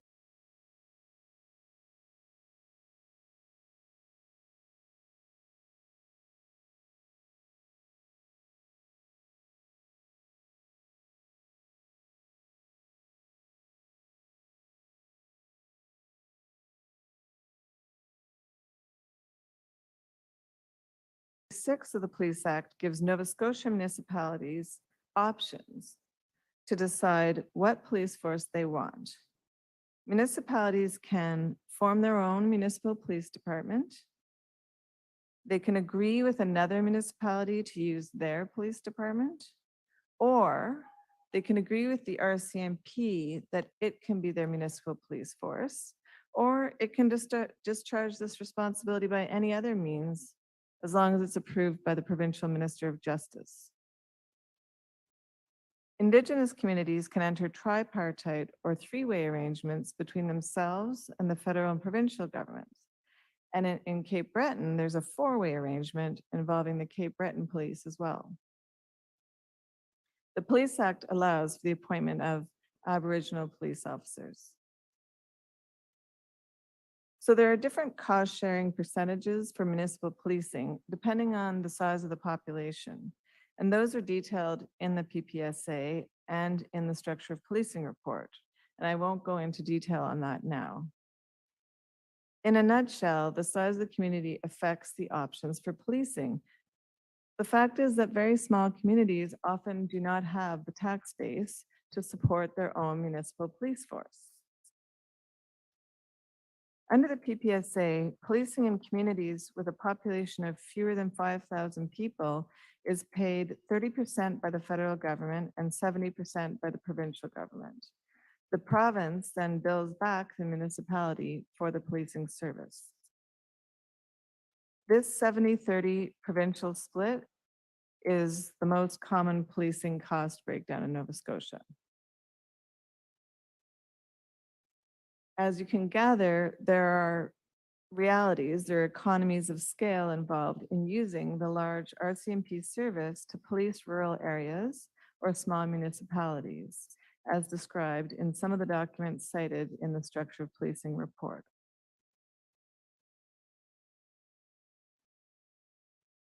Not just in Nova Scotia, but in all of Canada, most of the policing of rural areas is done by the RCMP. In a country the size of ours, it is simply not possible to have large numbers of officers at all times in areas that are sparsely populated. The sheer distances involved mean that it will take officers time to travel to calls. The RCMP tries to estimate how to staff detachments across Canada by using a model called the General Duty Police Resourcing Model, or GDPRM. As explained in the report, the GDPRM looks at the distribution of occurrences, so people calling the police, and call priorities, so how serious or urgent those calls are in each area, and looks at the detachment's historical data, as well as factors such as travel times, shift schedules, and available backup, trying to figure out what the optimal number of police members in that area would be to have on a regular basis. This is not a one-time decision. It's reviewed frequently. There have been a number of policing reviews over the years in Nova Scotia, and the province and municipalities actively consider on an ongoing basis whether police services are sufficient, and they do have the ability to adjust staffing accordingly. The report talks about provincial and municipal police resources, and it also explains that the day-to-day reality is that these officers work closely together in their overlapping areas of jurisdiction. They know each other, especially in small communities. RCMP members who are acting as provincial police, for example, sometimes might share a building and work side by side with officers who are acting as municipal police. For example, that's the setup in Antigonish. In addition to dividing up police responsibilities the way I've talked about with federal, provincial, and municipal governments, or whether they are federal, provincial, municipal police forces, which in some places is all the RCMP, police forces also need to interact with each other based on the types of crimes they're fighting or the investigative resources they need. As we know, crime crosses boundaries. So police forces in different jurisdictions have to share information and share skills to help each other out. Nationally, one solution to this is that the federal government provides what's called national police services across Canada. This includes programs that are administered by the RCMP, and it was originally started as a way to combat organized crime, which is carried on across provinces and international boundaries. Now, this National Police Services program includes organizations that target specific types of crimes, like the Canadian Fraud Center and the Canadian National Firearms Tracking Center. And they provide assistance, about 70% of which is actually outside the RCMP. So the National Police Services is not the same thing as the RCMP necessarily. For types of crimes that occur at the border, including smuggling and human trafficking, the Canada Border Services Agency works with the law enforcement agencies for the area nearest the relevant border. So again, of course, they need to share information and give each other a heads up about what they know could be coming or what is suspected to be going on. Locally, if the criminal offense is one that the RCMP has expertise in investigating, such as large-scale drug trafficking operations, municipal police might ask the RCMP to take the lead on an investigation or to participate in joint forces operations, which are called JFOs. Those are the ways that police agencies divide responsibilities focused on different types of crimes. Another way they divide responsibilities is by types of crime fighting tools to share expertise or resources as needed. For example, not every police force has a canine unit, so they can call each other to ask to borrow them if the situation requires it. There are RCMP provincial members in positions that benefit the municipalities too. These are called centralized provincial resources and shared positions, which are jobs like those of intelligence analysts who support frontline policing by providing them with intelligence about suspected crimes. These positions are funded by the province, and the municipalities are not charged back for their work. On an ongoing basis, there are integrated units where the RCMP works with a municipal police force on an ongoing basis. This could be either for types of crimes, such as street crime, or geographical areas that are closely connected, such as the Halifax Regional Municipality. For occasional help, rural communities have access to specialized investigative services, such as forensic identification services, from the RCMP as their provincial police force.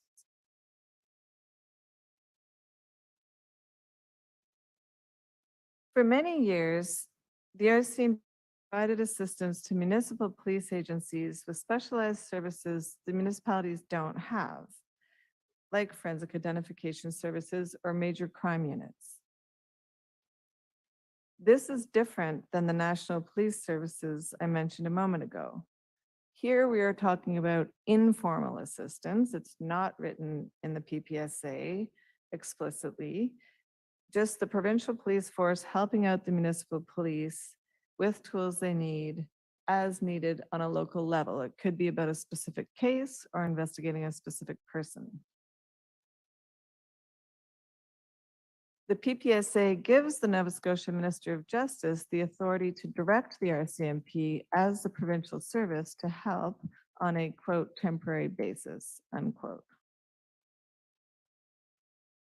Some of these arrangements are formal and written down. For example, the Amherst Police Department has an agreement with the RCMP for membership in the Cumberland Integrated Street Crime Enforcement Unit. But some of these arrangements are informal, such as an informal agreement between the RCMP and the Amherst Police Department for mutual backup on high-risk calls for service. The municipal police forces, which are small in Nova Scotia, have been accustomed to this informal assistance, and typically it is paid for by the province and not charged back to municipalities.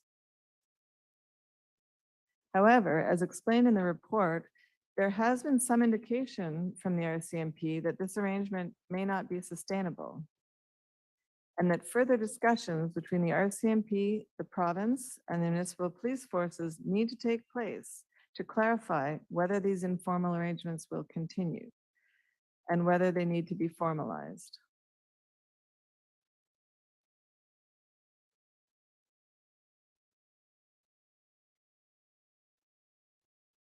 So what we're interested here, what happens when there's more officers required to respond to a call than there are in place? Obviously, they need to call for backup. The RCMP has policies in place to call for backup from within the RCMP and from other law enforcement agencies.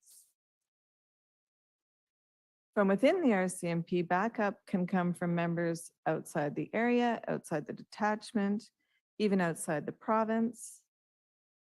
It can come from RCMP members who are serving as federal members, not provincial. People who are on call in case they're needed, and after that, off-duty members would be called in. Before multiple officers are called for backup, the RCMP has to assess the risk involved in the incident. So we'll be hearing more about all of that, of course, later in these proceedings. We're going to look at the geography of Nova Scotia soon, and so if you look at the maps, due to simple geography and the police division of labor that I've just described, it may be that municipal police officers are closer physically than other RCMP officers. But this does not mean that they will be the ones to back up the RCMP. In order for a municipal police force to be able to help in an area policed by the RCMP as provincial police, the RCMP would have to tell it that backup was needed and ask for that help. Having seen how policing responsibilities get assigned and shared, we're going to look now at how these resources are on the ground in rural Nova Scotia.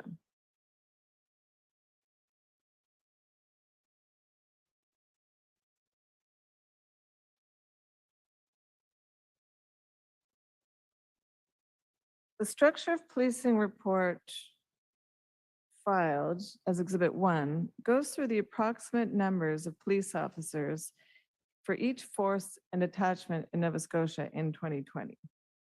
And I won't go through the whole province today.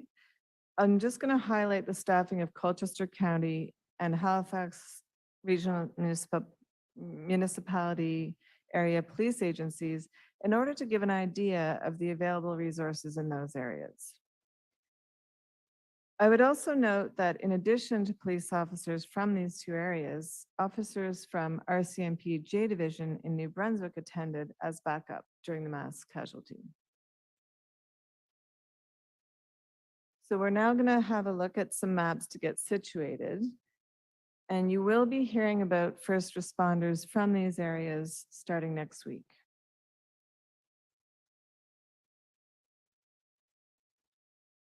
You're now looking at a map of East Hants, Colchester, and Cumberland counties. This is a rural area highlighted in light green on the map. And this is where the mass casualty events were concentrated. Each of these 3 counties is policed by the RCMP as a provincial police force. And there's red dots on the map, and each of those dots is an RCMP detachment. However, you can see that within this area, there's 2 blue dots, and those are municipal police departments, the municipalities of Amherst and Truro. Amherst is at the top of the map there.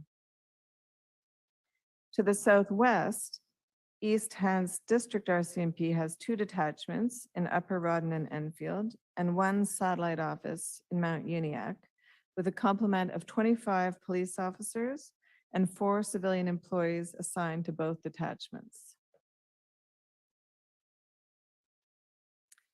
Colchester District RCMP is comprised of 3 detachments, Bible Hill, Stewiacke, and Tatamagouche, and 1 satellite office with 35 officers and 8 civilian employees, most of whom work in Bible Hill.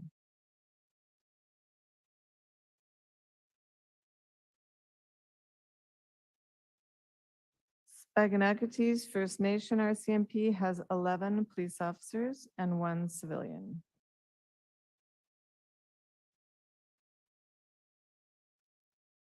Millbrook RCMP is a single detachment with a complement of 7 police officers and 1 civilian employee.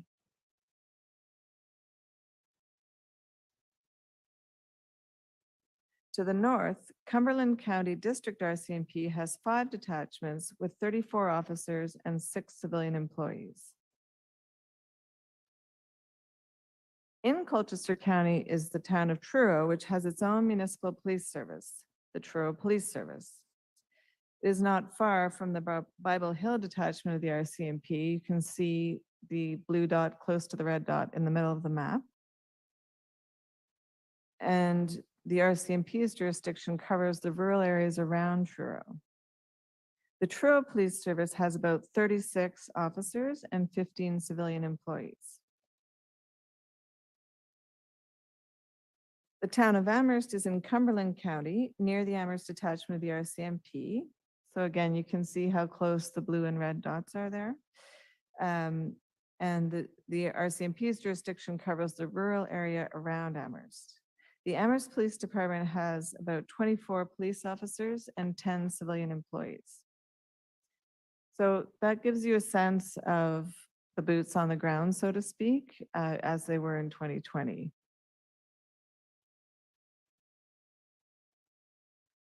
Halifax Regional Municipality has the same boundaries as Halifax County, and it's policed by 2 agencies.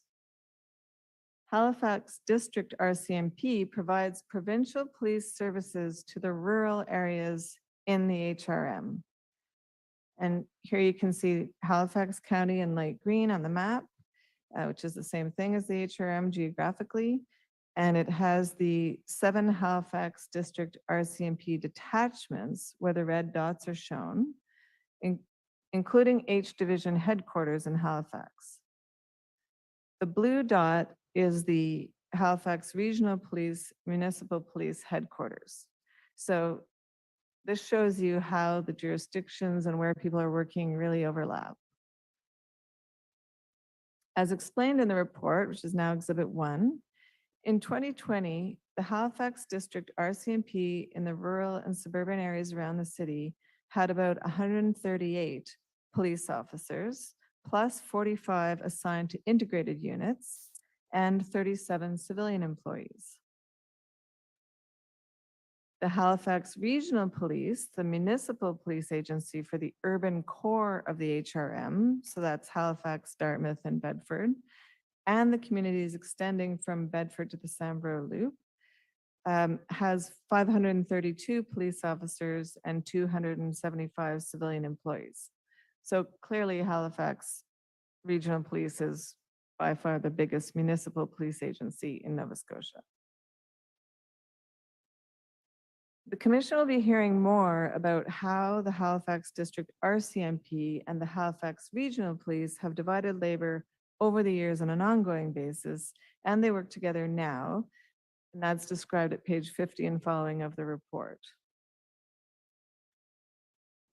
So actually, depending on where a person is in the HRM or what the call is about, if they call 911, it could be the RCMP or the Halifax Regional Police who answer that call.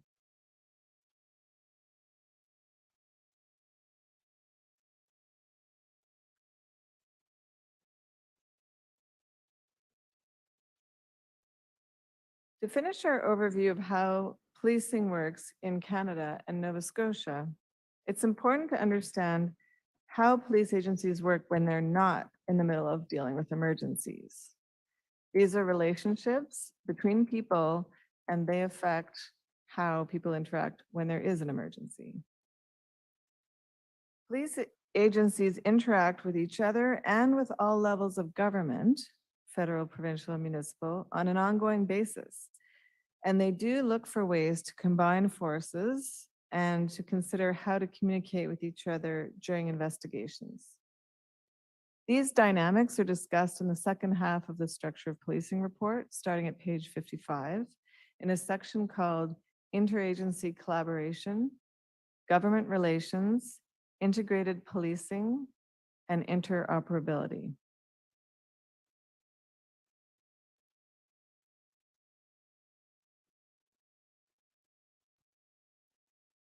Police forces do not govern themselves.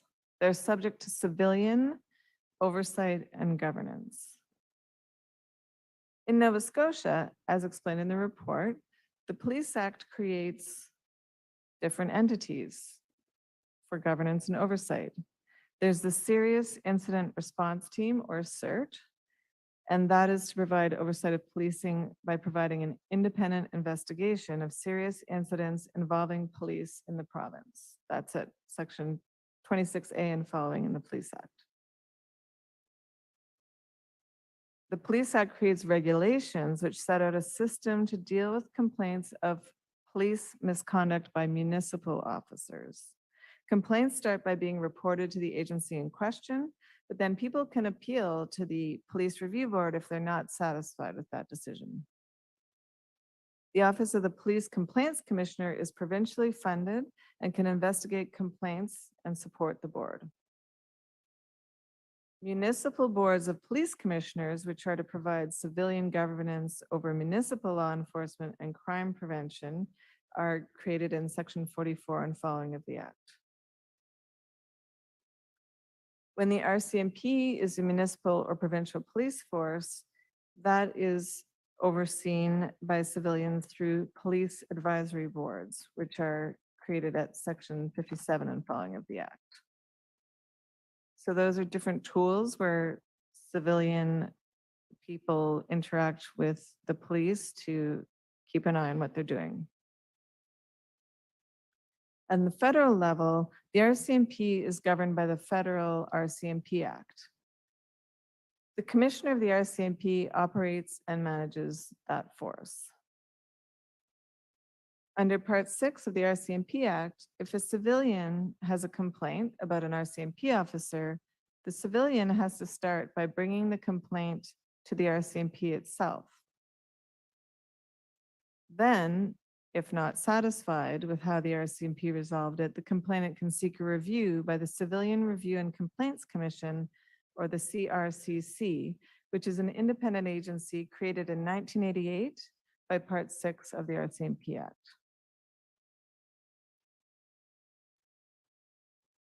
All police agencies in Nova Scotia are represented by the Nova Scotia Chiefs of Police Association in dealing with local and provincial governments, and through the Canadian Association of Chiefs of Police at the national level. These are not intelligence gathering bodies, and they do not have operational roles.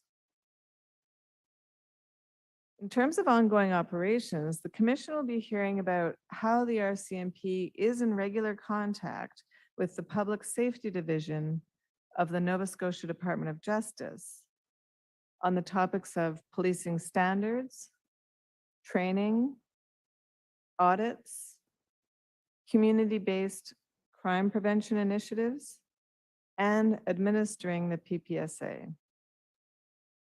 The Police Act gives the Provincial Department of Justice the ability to conduct audits of police forces. And these have been done over the years. They're not mandatory, but they haven't been done consistently over the years. Policing standards have not been updated in Nova Scotia since 2003, although efforts are currently underway to do so.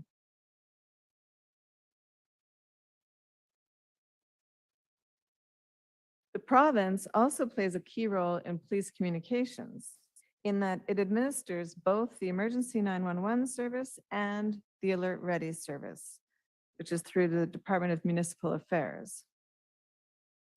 The Commission will be hearing about how the RCMP did or did not interact with the provincial government during the course of the events. We will learn how those systems work and how they might be improved. The police radio system in Nova Scotia allows for some shared channels, but all of the different police agencies that you've heard about are not automatically able to hear others. Police agencies are able to share intelligence with each other and day-to-day policing information. They can share local police records via a portal through databases such as CPIC, which you may have heard of, the Canadian Police Information Center for criminal records checks, and so on. And there's the Criminal Intelligence Service of Canada, Nova Scotia, and other provinces, which also provides a way that police forces can share intelligence about suspected crimes. In terms of police training, the RCMP has its own standards and programs for cadets. It has its own college, and it has its own training all the way up through a member's career. For municipal police forces, some training is offered by the Provincial Department of Justice directly. Some is done internally within their municipal force or by attending courses put on by other forces, including the RCMP, or there are police colleges, such as the Atlantic Police College. So the various forces do train each other. They combine for joint training, or they attend provincial police colleges. And this is described in the report, and we will be hearing more about that over the coming months.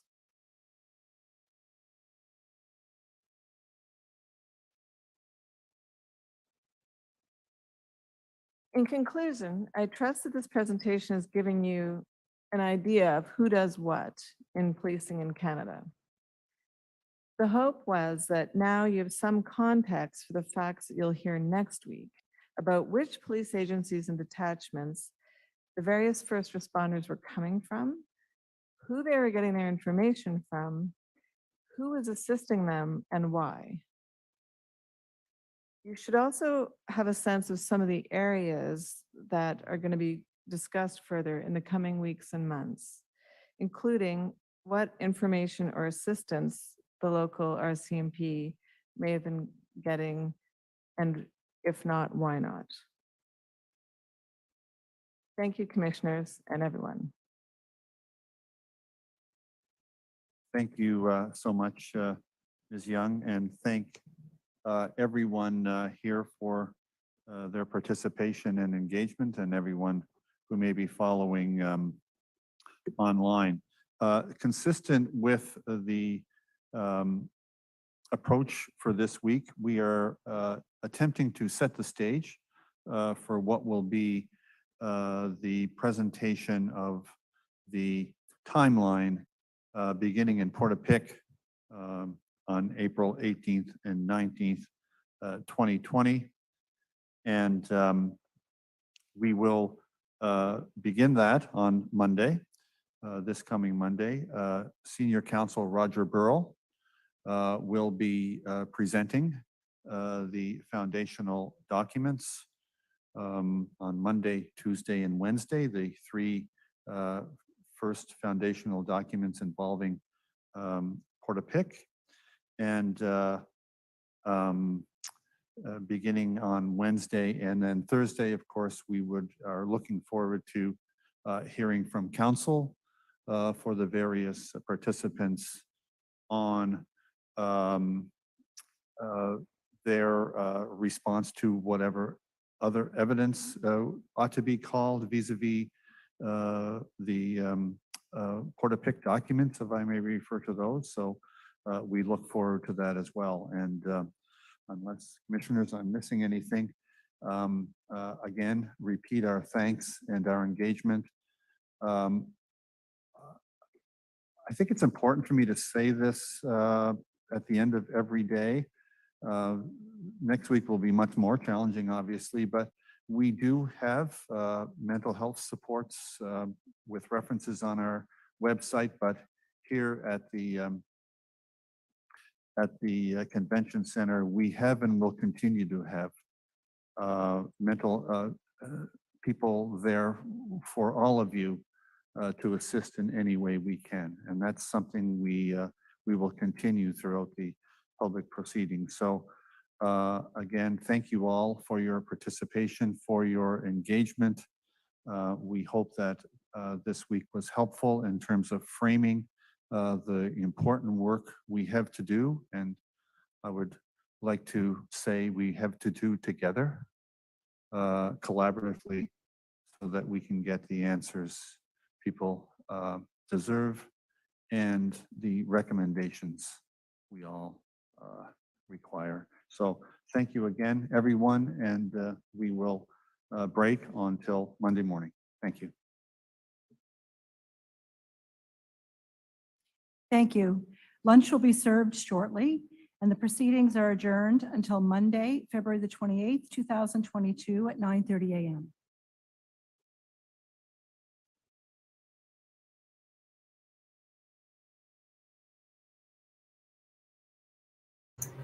Oh my.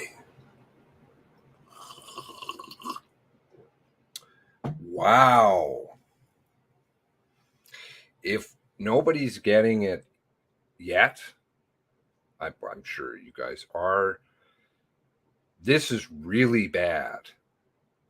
They were supposed to go until 4:30 today.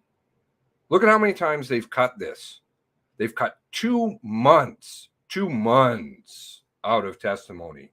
When I went through, it was all in that video, I think, when I went through the calendar and how many days that they were doing. Look at this, and they haven't made up for those days that they cut. No. So all of that time is missing. Supposed to run until 4:30 today. No, that got moved to 2:30, and now has gotten, oh, well, they're not even going to go to lunch. And did you see Justice McDonald? Oh, where is a pen?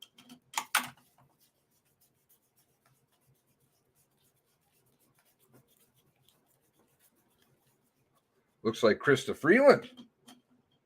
Krista Freeland's, I think, got a really serious drug problem, but that's for another day. Wow. I don't even know what to say, but I'm going to make this prediction. They're going to try, and I've had a feeling for a while that they're going to try to, how do I say that?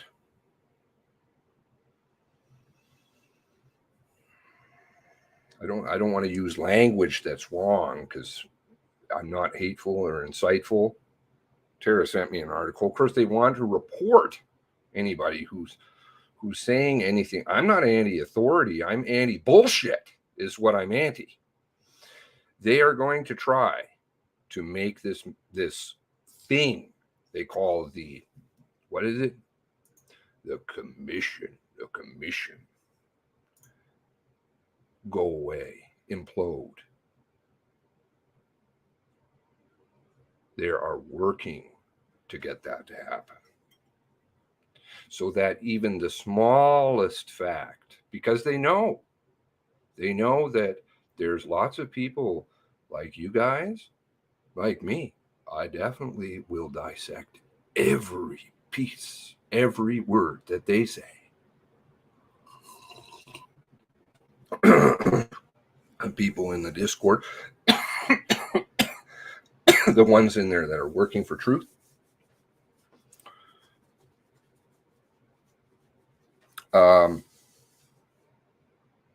they don't want anything coming out. Nothing. Because then, if you have nothing to work with, well, you've got, what is it? No, I would say that she does actually have quite a serious drug problem.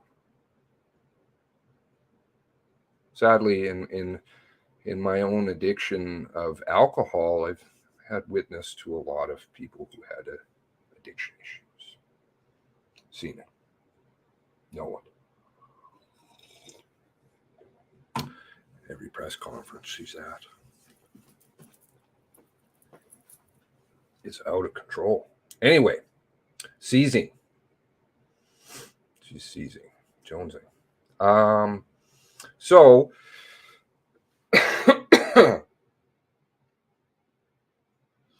they can't even get enough filler to fill up the time on their schedule. Of course, and you can look at the actual calendar, which is pretty self-explanatory. Pretty self-explanatory how little they do. Okay, again, look at these and watch things carefully here and explain this to people around you.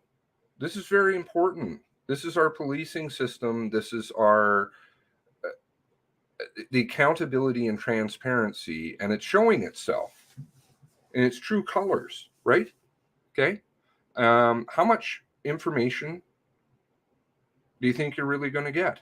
You'll get some, and they don't even want you to get that. Right? Foundational documents. What's that? Summary of a summary of a summaries? Again, how much true evidence is actually going to be introduced? How much could you ATIP? How long would that take? Anybody see the 65, 80 years? Oh, ho, ho, ho. You think your grandkids are going to go and fulfill your ATIP for you? It's on another issue, but this is the kind of stuff that they do. So they can't even find enough filler to complete the day. Yesterday it was lots of breaks, and today how much did they cut off today? 4.5 hours. Is that right? Sorry, 3.5 hours. They took an hour for lunch. 3.5 hours.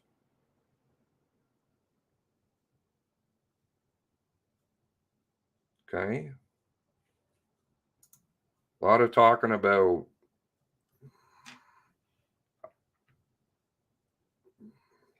far and aways amongst friends. Hurdle, who's McDonald, Rotary, went through that. In the, what was it? Walk videos. I only put a little bit out there. I like to hope that people will just kind of come clean here, because the vastness of this since summer 2020 has, I'd say spring to summer, I was aware that obviously these things happen in our country from other cases I had investigated and stuff, which I don't do, funnily enough, a lot of previously on YouTube. I did a couple, but I was expecting a certain amount of certain things, you know, chum, psychological warfare, insertion of the war room. But when it comes to the silence, this one since summer has absolutely baffled me. The silence which extends across a province. Unbelievable. What are we talking about here? RCMP is more than happy to throw people under the bus. Okay? They're the fall guy, that's okay. Again, I'm not speaking against authority. You know, Brenda, I'm not doing anything bad. That's true. You know, there'll be fall guys. I've shown stories before. I think they even threw a chief super. Was it a chief super under? You know, okay, if the heat gets really hot, that's what they'll do to protect. Now, in this case, we're supposedly, and obviously we can all see that this is not the way that it is, talking about a man who's dead, as Andrew said very early on at the presser. Never read my message. I always found that very interesting. Suppose if he goes back, I've already got screenshots of it from the other day. Still not read. When I reached out to him. Anyway, so the silence that pervades, there's lots of witnesses, there's lots of people who knew people here. The silence in the media. I'm going to keep running through details, I think, as we go along here, because that seems to work. It seems to have pushed truths out into the mainstream media. I don't care that it came from our direction, right? Doesn't matter. Doesn't matter, because it's not about credit. It's about the only thing I ever have seen the credit as useful for is the fact that then people will go to the source, right? Because things can get spun and do. And I don't know other people's motivations. I only know my own. And I'm fairly certain I know Tara's. As best as one can, right? You can never guarantee anything. But Tara is a very good friend of mine for years now, at least from afar. And she has nothing left to lose in terms of she and I were absolutely banished from the beginning. Very strange. Only one person in the press ever reached out to me. One. And it's maybe not who you think. Always very interesting. And they only spoke to me a couple times. And then suddenly, well, I was persona non grata. Somewhere in this, Paul described it as a cone of silence. I don't think you can call it a cone. It is a fucking blanket. It's a dam. It's a big Hoover. Somewhere in there has to be a crack. A drunk person who says something accidentally. I cannot understand how so many people can keep so silent. Money buys things, blackmail buys things. Okay, I understand these concepts, but I also understand humanity. And humanity says that not everybody is the same. Not everybody keeps silent. Not everybody doesn't drink and run off on the mouth.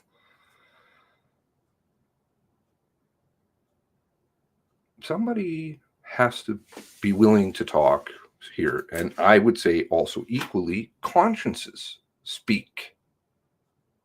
When I was watching, not to turn again into a different issue, but when I was watching the stuff down in Ottawa, you want to talk about PTSD that's going to come on, I'd say anybody who participated there in terms of a law official, as they get older, I don't know that they're all going to feel great with what they have done. And they have greatly diminished the public's view, sadly. And this process has faith in the police, which we all would like to have. Tara did a great video about that the other day, which I suggest that you check out her channel. Talking about how, you know, she taught her daughter how to respect the police. And of course, we all were raised that way. I come from a family of lawyers. Law is very important. Living in a community that you're safe, that you feel like you can turn to somebody who is in authority and say, listen, I have a problem, something happened, can you help me? If you're talking about, you know, where they have to put out pages saying, you know, do you need to check the following things? I think somewhere back, early videos, if it hasn't been deleted. If any of you have all of my videos, please let me know. I do have some, but if somebody's been downloading them, I would appreciate if you have all of them downloaded, letting me know. Maybe it's time that we move somewhere else in terms of YouTube. I've always thought somewhere that I could speak, but I'm not a very technical person, as you all well know.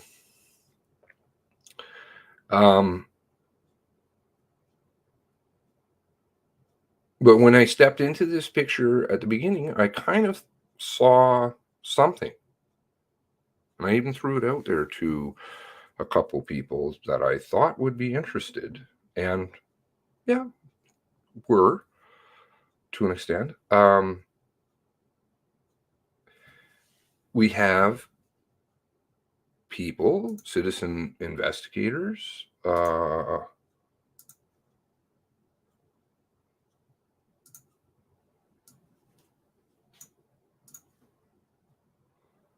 working together in the Discord, right? Great, fantastic. Okay, that's one component.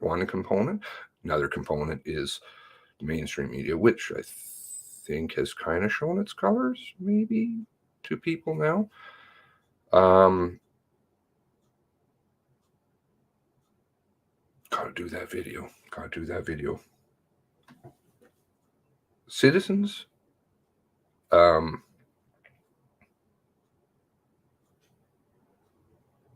families, those people who witness things, media, people pooling their resources and their minds together to try to solve an issue. Okay? Police. Hey, like, let's all work together on it. Let's get it done, because this is something you really don't want to repeat. Nobody should ever have to go through what Tara and other family members are going through. And their stories are heartbreaking. Everybody's going through tough times, but it's added stuff. You can't make these people come back. And Tara's been shunned since the start. Why? Why? Did she do anything wrong? Aside from have a brother? No, she didn't. Of course she didn't. But there's been a very purposeful thing to keep her out. And those things, I think, will come to light one day. And as has, I would say, I'm not a person who likes to speak of themselves, but there's been a very concerted effort, and I'll let other people who are aware of those things speak on my behalf, because that's just not my way, to silence me. silence me, not necessarily in ways that, you know, it's not like somebody's banging down my door. There's been interesting things that have happened. Technologically silencing me. And last week, for instance, I was going to stream. Those of you who followed me on Twitter, I was going to stream. Very interesting that my internet got knocked out on my upload side socket on my LAN card. Boom! For 2 days. My upload. Just my upload. Could sit here, I could watch stuff. I'm like, okay. Certain things I was going to talk about, and certain things I'm going to stay focused on. Facts. Okay? You would like to talk about other things there, and I'm not detracting from the fact that those things are valuable to some. I think many people would like to just hear the facts. Hear the facts. What happened? What time? What did you know? What did you know prior? Who all was involved? What was your response? Things that pertain to 18 and 19, things that were related to 18 and 19 prior, very important. Not just keep it focused on 18 and 19, prior and post, but on the tangible facts. And the tangible facts seems to have worked, but it doesn't seem to have worked in terms of the concept I had of a team in whole, right? A lot of people running around doing a lot of different things. Why? Everybody wants truth, don't they?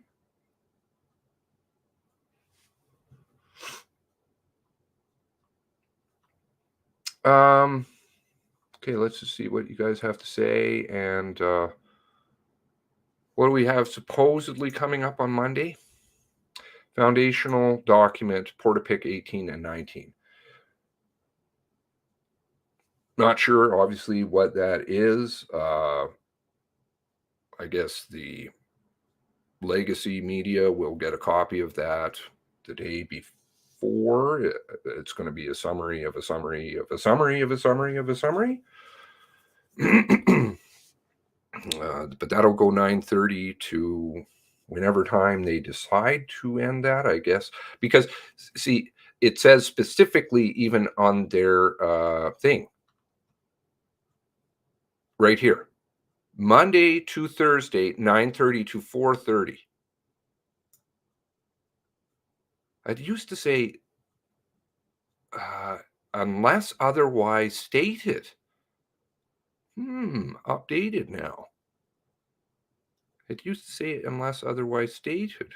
But it still says 4:30, and clearly, unless my math and time conversion is really off, which it can be, but no, I don't think it's 4:30 in Nova Scotia right now. Obviously, they just don't want. They don't want to talk anymore.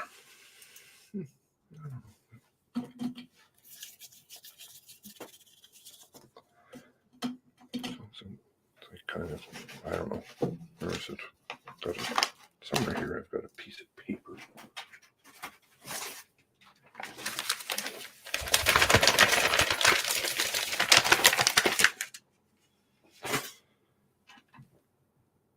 And I don't say those things to demean these people, but it's clear people are hiding stuff. Their consciences are eating at them. Just come clean and everybody can move along, and you can allow families to move along. You can make Canadians feel safer. You can build a safer world for your kids, your grandkids.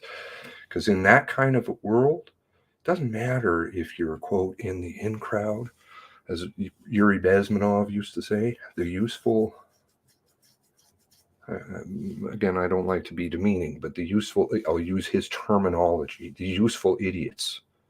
You can turn on anybody at any time if you start playing that system. If you're out, you're out. If you're in, you can definitely get thrown out. And they have kids and families, and I don't think they want things to happen to them, would they? Just like none of us do. So I'm going to try and stick with just, I have so much data. I don't even know where to begin on different things. I don't, and I'm curious to hear what your thoughts are. I haven't seen a proposal for an alternative. Maybe I've not read something.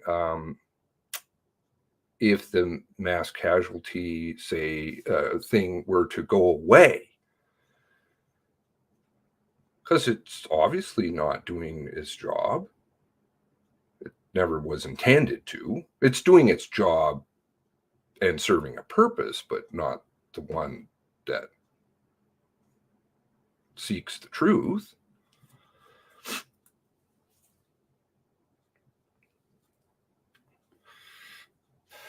And you should have something alternative set up. Then I would think, like, no, this is not good, but you know what we could have is a royal commission.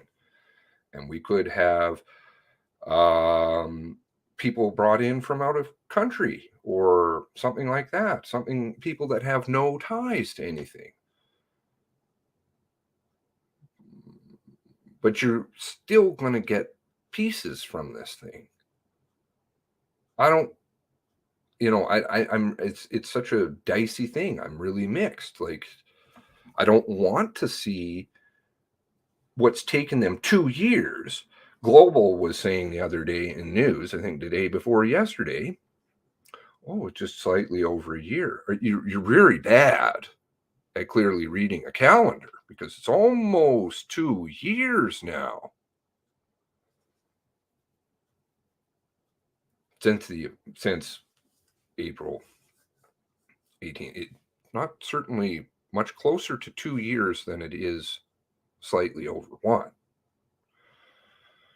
But it's more of that psycho stuff that they like to use, the psychological warfare. So obviously I know and have said right from the start, and hopefully I can go back and find those videos, and maybe somebody will have copies of videos, or I can just find, I don't know where it is. So much stuff. What was that? I remember at some point there,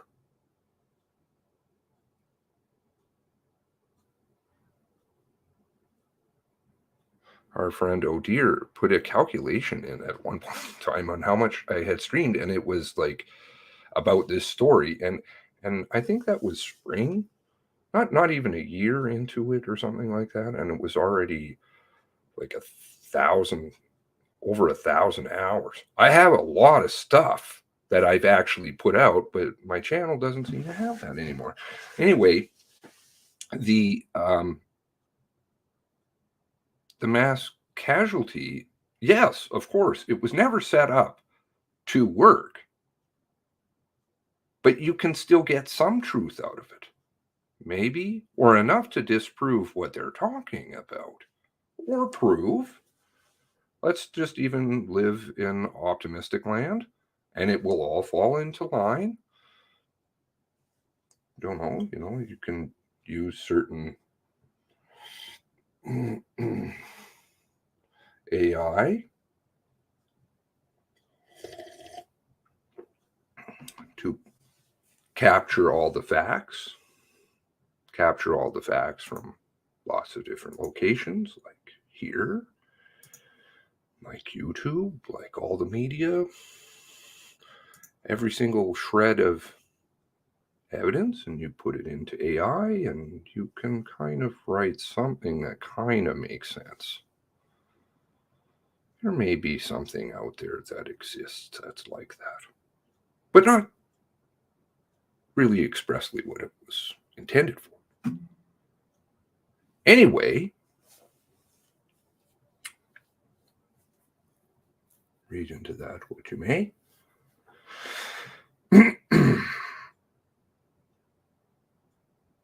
But if this were to disappear, if this thing were to disappear, what do you have?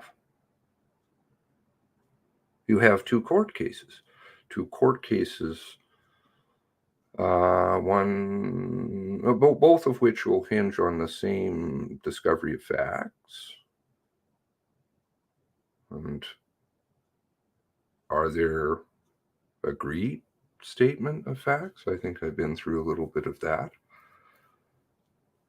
So is there going to be any questions, really, in respect to certain things? Sorry, I should rephrase that. It's not, as I've seen, an agreed statement of facts, which is a legal thing, but it appears as though, and when I was asking my lawyer about it, they were like, yeah, I don't see why all sides would agree on this and then revisit it. It's not the actual form of the agreed statement of facts, but why would you revisit something that you all agree on? Because the timeline and everything seems to be agreed upon. So are you going to go back and ask questions about minor injuries that you said were, what was it? Viciously, violently? With what proof do you have to make that statement? A lot of things get said this day and age now. You just say something and somehow that magically becomes true. I don't know where I grew up, but that never worked.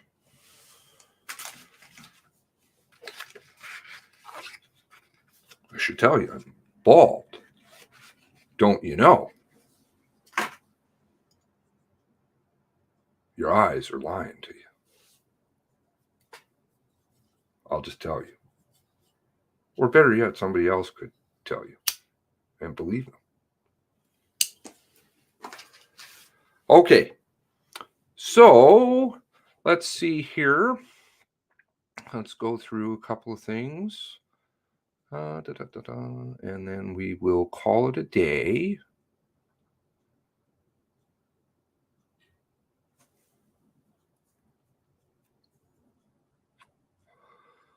Well, I don't know what reference that is. If I'm the same LGC, that would be because I'm pretty genuine. I don't know. I just am who I am. I am willing to obviously look at things, and if I'm wrong about something or somebody points something out, yeah, absolutely. But my character doesn't change. I kind of like my character, as flawed as it may be. That will be his passport. Well, I would like to see if there was a CPIC run. Maybe a PAL. Charges are interesting. Seem to indicate those people had PALs.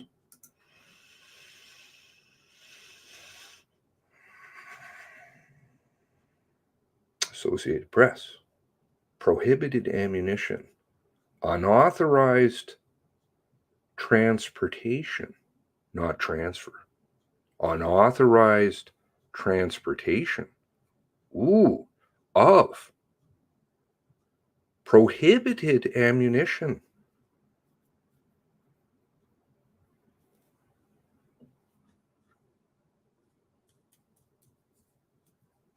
Very convenient how you have an emergency meeting right before your court dates.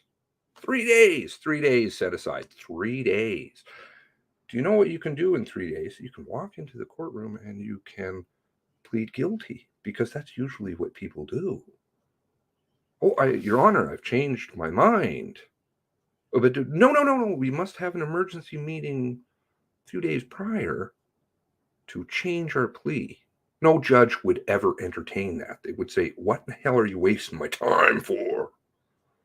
I got a calendar. I got to fill. I've got dockets. I can't have an emergency meeting. Unless then that prevents evidence from being introduced into the Mass Casualty Commission. But you know what? Now he can be subpoenaed into court with a guilty plea.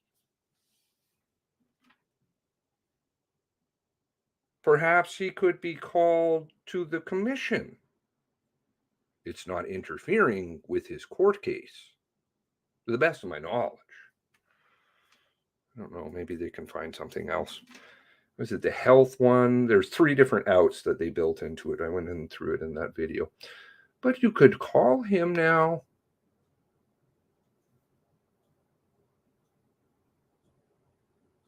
Exhausting, according to sources. We know people who know him. Okay. Anyway.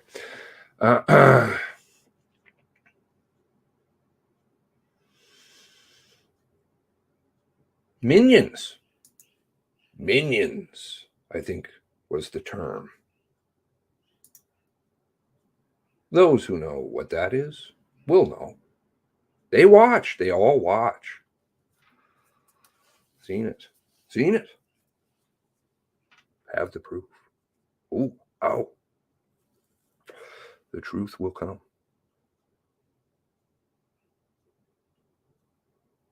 How big?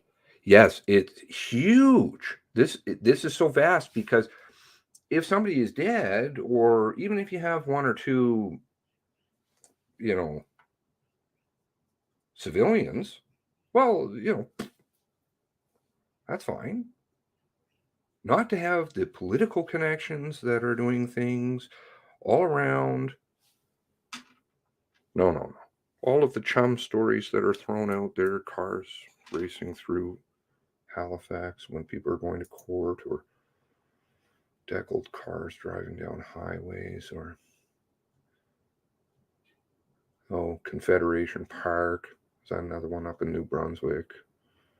Oh God, there's so many of them, isn't there?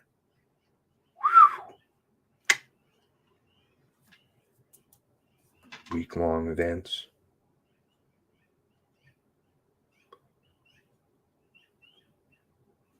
My cousin said the only Seamus he knows is the one from Family Guy. Oh, well, I don't know what to say to that. I don't know Family Guy. I think I've heard of it. It's a show or something.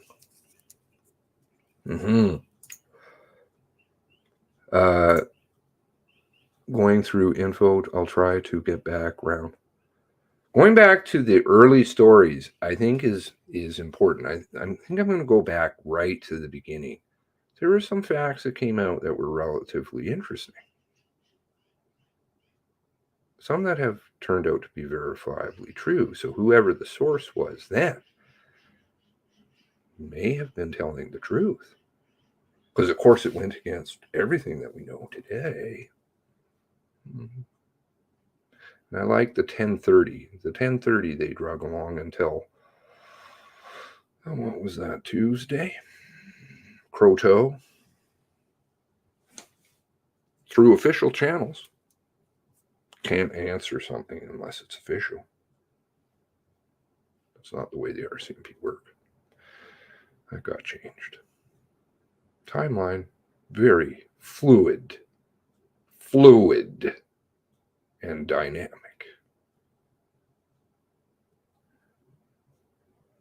Chris Leather had a line at one point, and he said, "We're still trying to figure the story out." Maybe they identify as 430. I don't want to make a mockery of it. I don't want to make a mockery of it because I want just those little tiny details, and I want you to find them too, because I'm going to miss lots of them. And keep me up to speed. Rolling eyes at those who know LGC yet don't watch. Oh, I'm not sure what that's referring to.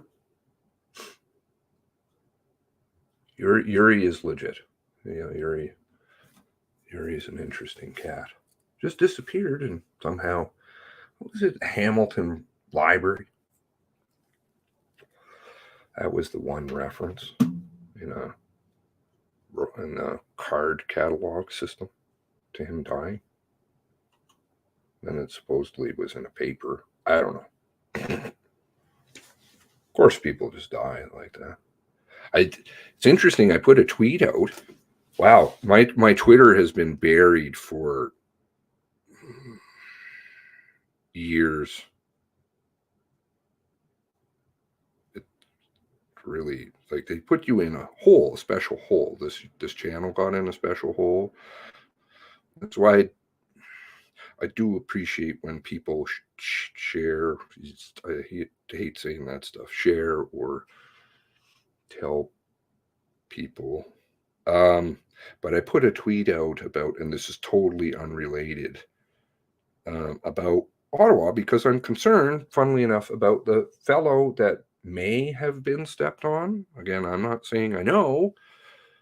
There was the lady with the walker, and thank God she's okay. There appeared to be a man who was stepped on by a horse, stepped on. The lady got a glancing blow, thank goodness. That was all. Bad enough as that was. My prayers are with her. But there appeared to be another man who was stepped on. So I put a tweet out, and lo and behold, I don't know, Twitter let me out of the toilet on this one. So far, it's 300. I've never seen numbers like this for years and years. I used to have a big Twitter account. What am I at? 249 people that have liked it. 121 retweets. I'm like, all that I asked was, what did I say? I'm very concerned about the medical condition of the man with the green jacket. I think it's green. Maybe it's brown. In Ottawa. He appears to have had his chest or head trampled on by a 2,000-pound plus horse. Where is he? How come he's disappeared? I liked watching the interview with the lady.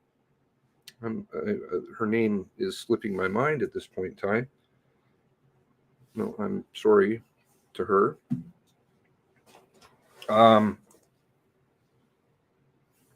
She said it.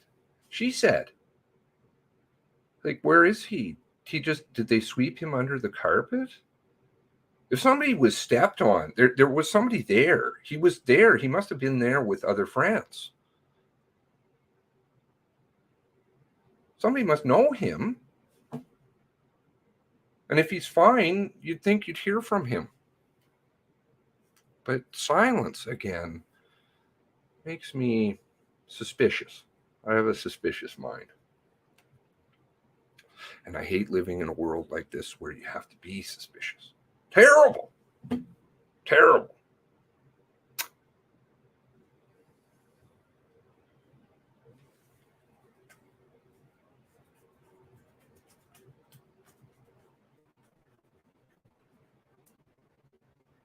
Hopefully at some point, Tara will be more included in things, because her situation is very awful on a psychological side, not to be included. You need people. I can talk to her. I'm not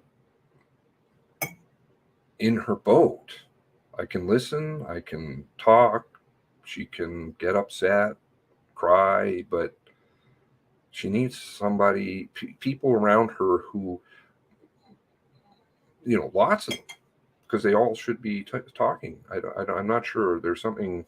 Yeah. Anyway, I shouldn't get into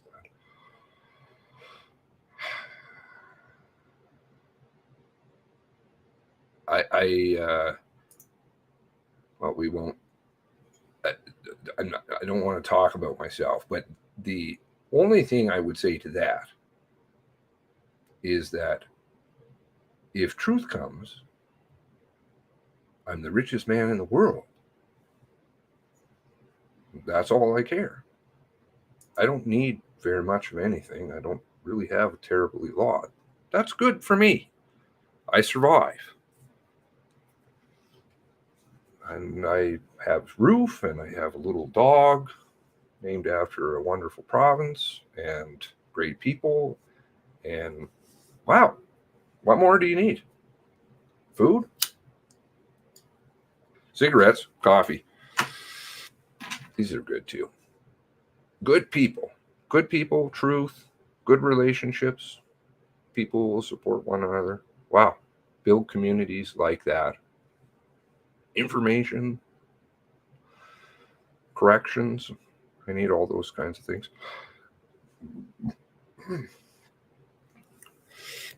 Okay, I saw a name pop up there. Connections.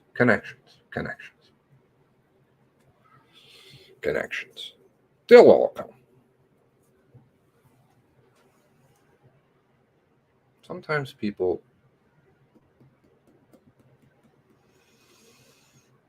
have connections. Bye, Tara. Bye.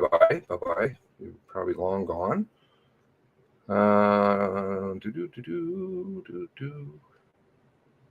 Trusting your gut. Trusting your gut is important. Gut can be wrong. My gut can be wrong. It has been, for sure. Not too much in this one. I feel validated in some things, Maybe in my next lifetime I'll be a Karnak. Make some predictions. Seem to come out true. Do you know when I first spoke about the John Robbins stuff? And yes, again, it's all fairly factual and provable what things came out. And all. But I threw out there in that video, interestingly enough, I just said, wouldn't it be interesting if Mike Butcher was working on this file as a disclosure analyst? Wouldn't it be very interesting? I can't definitively say because I don't know. Oh, I like that. Where was that?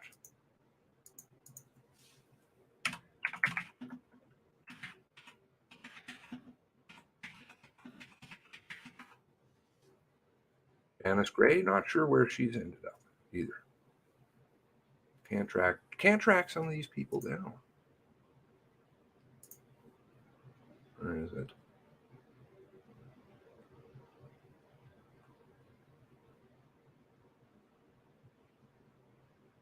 Aha.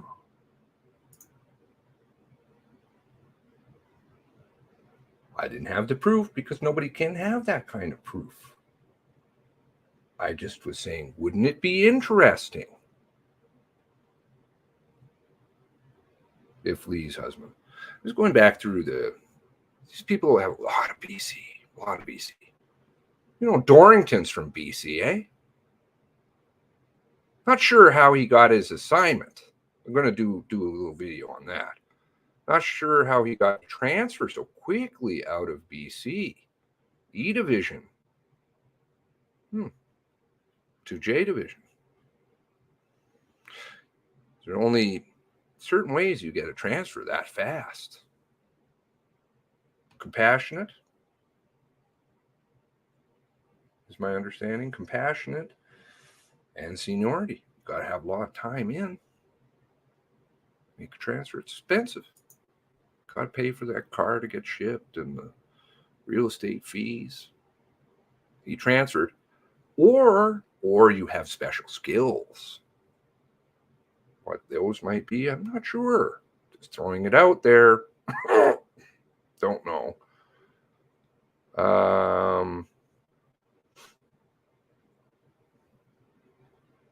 Where do we have here? There are certain facts too that I'm waiting for people to speak about who haven't said anything. Okay, so here. This is what basically an admittance. Robin is married to the head of Halifax RCMP, Janice Gray. Don't know where she's gone off to. Not sure about that one. Another member is the team is Bergerman's husband, Mike Butcher, of the team. Oh, Karnak.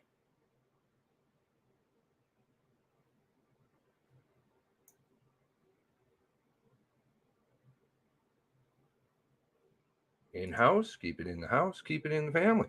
In the family. The one video that, one of the videos for sure that was banned like outright, that one was fast, was the mention of Kevin McLaughlin. McLaughlin? I'm very bad with pronunciation. Oh, he's involved. E Division. Cortez Island. Where's he today? I don't think they wanted that one. Maybe they didn't want that one coming out. I'm not sure. Cortez Island. Very interesting in his role over there.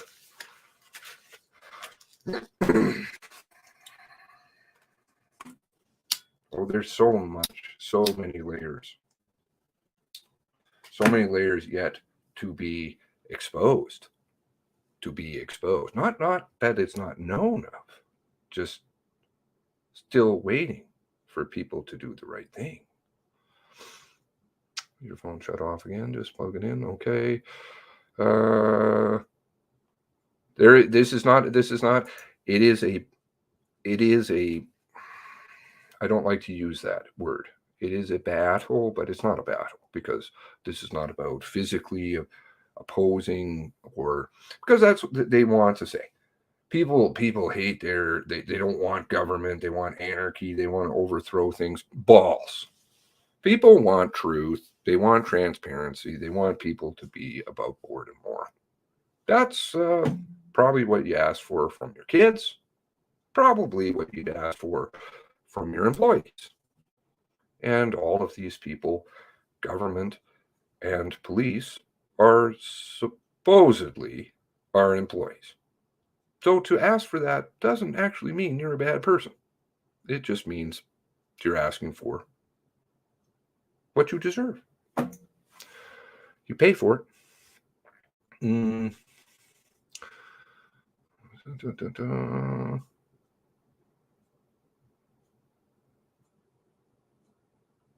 Okay, helicopter at Big Stop. I don't know anything about a helicopter. Interesting. At Big Stop. So many things I don't know, though. I mean, there's thousands of things.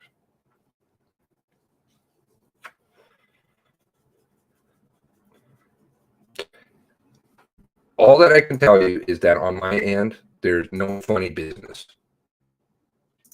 I'm just plain and simple. And my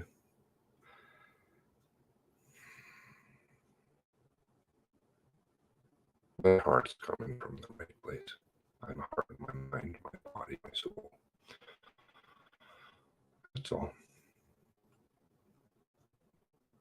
You guys are good friends. Somebody who's watching. No. And that's sad. But there's always redemption.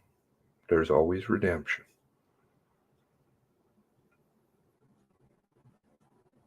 All you have to do is ask. Oh, God. If you did that, oh, People would be horrified. I don't go back and watch my stuff really. There's somebody who's very kind, who helps out a lot in the background, and they go through and they know things, they know where things are. And if I say, oh, I think I've spoken, oh, they'll go and find it. But I have gone back a couple of times and looked at things, and there are a couple of videos that I'm, for sure, that I'm like, wow, there's some good stuff there. But I tend to babble too. People make fun of me on that, I think.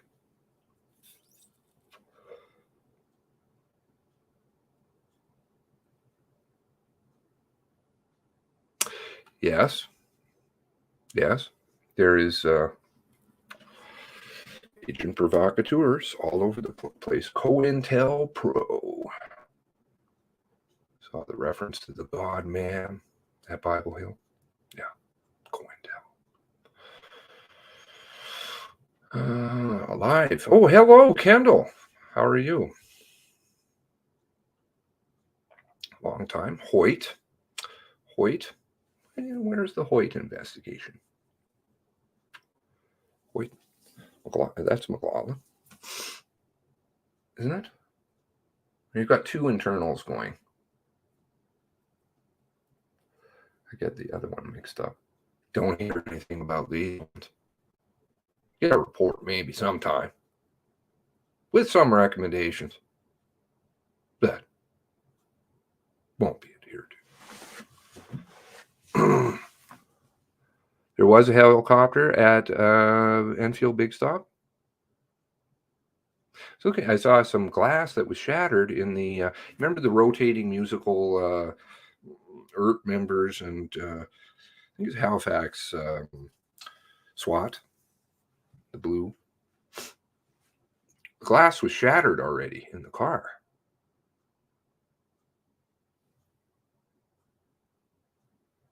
What was all that anyway? Fake tickets? I don't want to make any accusations. I'm not making any accusations. I'm not making any. I don't know, but I do. My understanding is from the RCMP is that in order to get transferred, you have to have compassionate, as in sick, dying family member, some reason that you obviously have to move. Seniority or some special skill. And I don't know if maybe somebody died in Mr. Dorrance's family or was sick. I'm not sure. Don't know. I don't want to make any accusations. I don't like to do that unless I approve. Even then, I'm very reticent.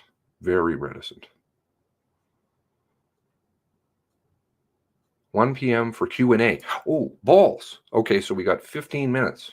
Okay, so good. Thank you. I thought they said they weren't going to resume. Let me go back here. One moment, please.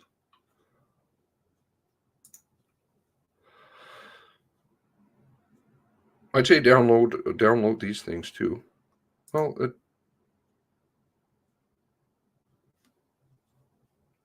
I don't know. Is that what it's supposed to read? Not sure. Seems to have timed out. There actually doesn't appear to be a Q&A.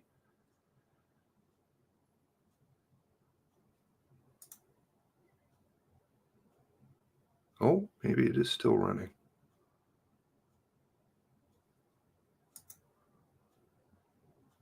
Okay, let's keep an eye on that. Thank you very much, Nikki. Appreciate that. Via Facebook page. Thank you. See? Geez, where would I be?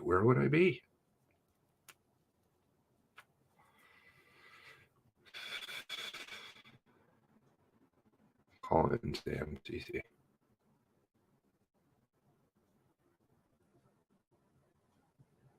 House Commons, Alberta guys, cool.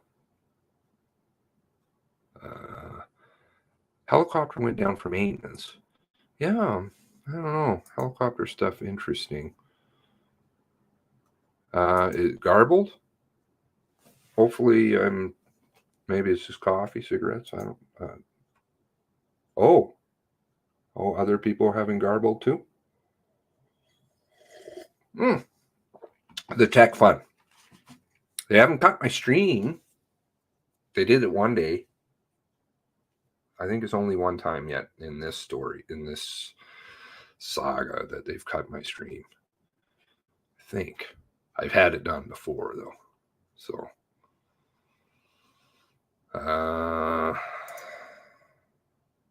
okay. Sorry.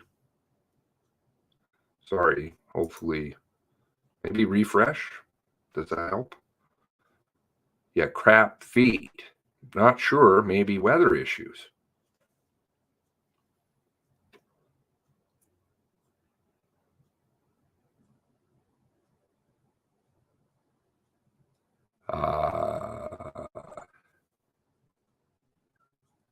Well, a lot of evidence of the Project Wide Awake 2.0. Those of you who have been around since the start know what I'm talking about. And that is coming out. Jeez, Louise. People, wow. I don't think it'll show on camera. It may sound strange to people, but my body talks, right? It does. Like, I listen to it. And if I get goosebumps about things, I know those are usually good areas to start looking at.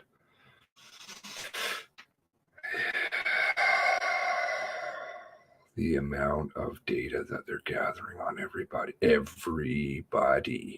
You can be the simplest little nobody.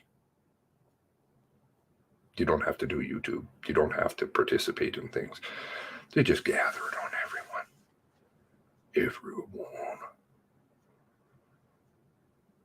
Why? 33 million? 10 years? Project Wide Awake 2.0. Nova Scotia mass shooting. Klaus Schwab. Don't let a good crisis go to waste. Yes, thank you. I've got it running here on the screen, I believe. Yeah, still running. So as soon as it clicks over, I will let you know. Maybe they just didn't want people to listen to the Q&A. Kind of just tune out again. I'm not sure. Gotta keep eyes everywhere. Thank you for so many good eyes. Oh, are they doing it on Facebook? You need to go to their Facebook page. It's still running the live stream here. Okay.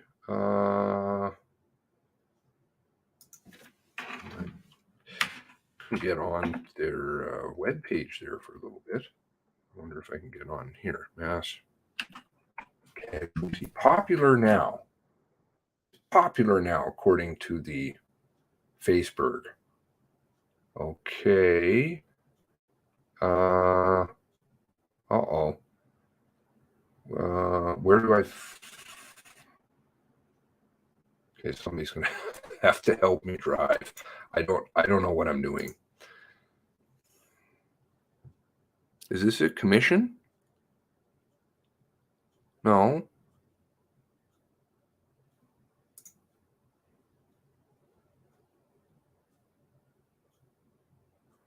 Groups, pages. Okay, here we go. Oh, wow. Look at how many people they have. Only 734. Might be the Lay's chips. Psycho Babble. 22 hours is media briefing. Okay. So we've got to have that below. Is it, did you pin things? Oh, it's pinned. I see. Okay. Live. Is this live? 8 people watching. All right. Well, I will keep both screens open. Hopefully one will work. Hopefully.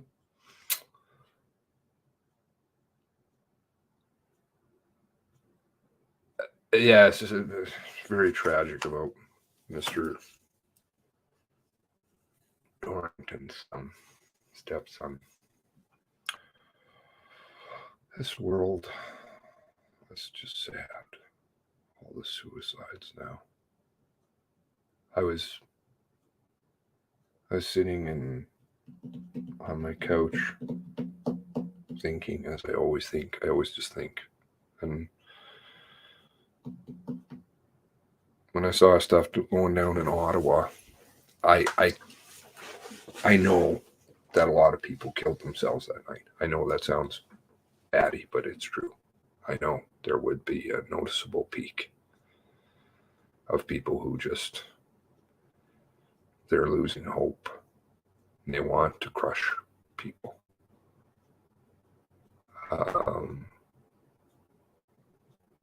Not your fault. Some would say some internet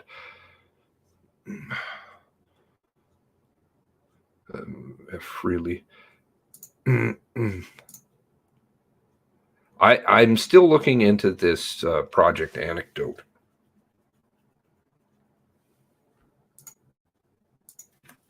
A little bit. I don't understand it. I know that you sent me a message on it, I think. Is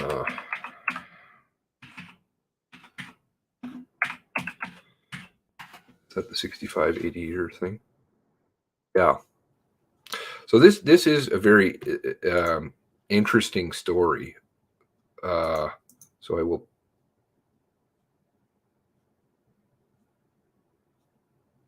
put that. What in the fuck kind of URL is that? Okay. Doesn't appear to have anything to do with the actual story, but oh, here we go. It's further down. It's got Olympic stuff. Does that even come across? 60, told to wait 80 years for RCMP records. Ottawa researcher takes federal archives to court. Very interesting. I mean, think about this. This is the, Pfizer studies and stuff. Or maybe there's some other things in this story that are in the Nova Scotia story that are kind of like that. How can, well, or maybe more. How can one get details? This is your grandkids that would be getting the records. I think they're probably going to be busy sowing wild oats and being kids. Hopefully they have a childhood. But I mean, obviously none of us are going to be around. After complaint to the Information Commissioner, archives sped up the estimate to 65 years. Yay! We're going along speedy here. Ottawa consultant Michael Dagg is consultant. He, this isn't some clown. I'm not exactly sure who he is. Maybe CSIS there knows, Todd. Asking a judge to order the library and archives to speed up his freedom of information request. He to take them to court. Federal institution originally quoted Dagg an 80-year turnaround time for his 2018 request. That means the now 73-year-old wouldn't see the request until his 150th birthday. Again, I know the world is wacky. I don't think Mr. Dagg is going to be around. Quote, I was shocked because essentially what they have done is tell me that my right to access doesn't really apply. He told CBC Radio's Day 6. Essentially, they're using bureaucratic law to deny me my access to important information. Would this apply elsewhere, do you think? ATIP requests? Maybe it's not just the fact that they fire off the staff and then say they don't have enough to fulfill requests, even for their own members. DAG requested documents related to the RCMP's Project Anecdote, an investigation into money laundering, public corruption that was launched in 1993. Is that the one out of BC? Is that the casinos? Project Anecdote, major project. He said they've been spending 10 years researching it. We're entitled to get some answers. There's a whole bunch of corruption in that one, the one out of the casinos, BC. I don't know if it's the same one. Perhaps if Todd knows, he can say. No charges were laid, and the Mounties files were turned over to the government archives. According to lawyer Paul Champ, Library and Archives Canada, quote, had no intention of actually giving the file to him, end quote, given little work has been done on DAG's file since the initial 2018 request. It sounds like McLaughlin. Cortez.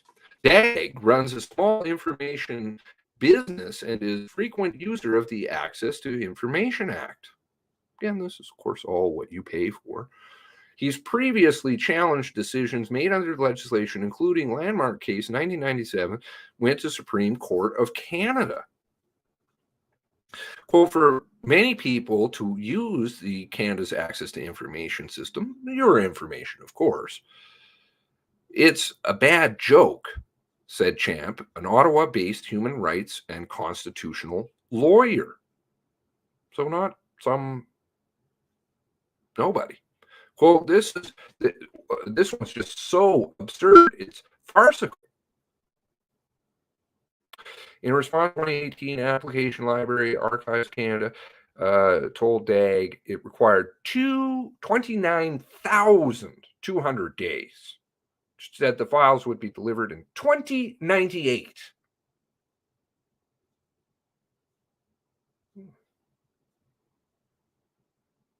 It's not a Domino's, I'll tell you that.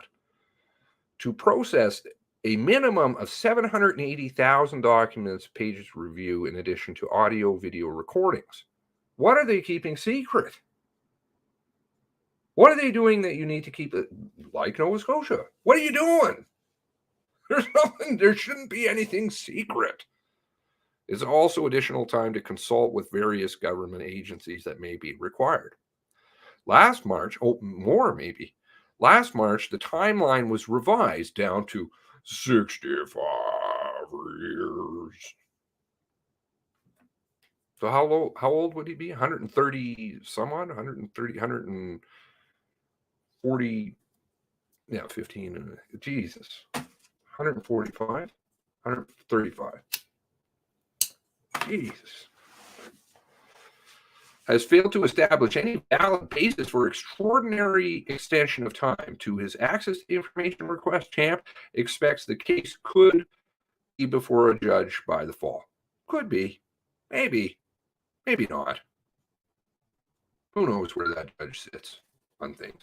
The Federal Access to Information Act requires governmental institutions to respond to requests in either providing records or a valid reason for an extension within 30 days of receipts. Experts say that the rule is routinely ignored.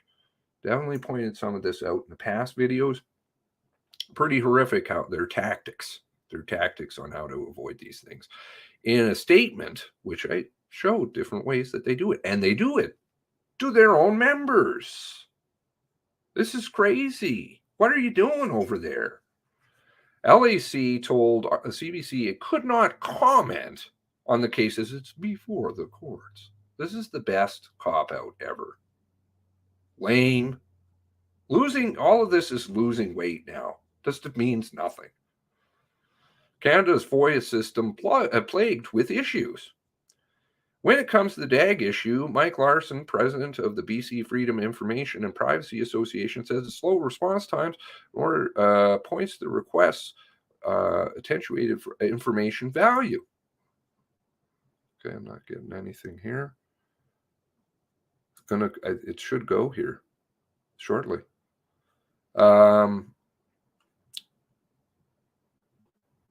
Attenuated information value. Essentially, the information that DAG requested about Project Anecdote has far more value now than it will decades in the future. You don't say. Quote, it's something of public interest, perhaps something that is relevant in the current context, probably won't have the same value in 80 years. Well, that would be maybe because the people that are involved with that, well, they would be dead. Corrupt people and things. Let people get away with crime. So a system that gets it to him in that time frame is just broken.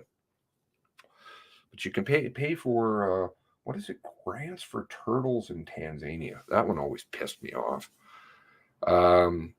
It was also, as Ed Larson, who was also the co-chair of the criminology department at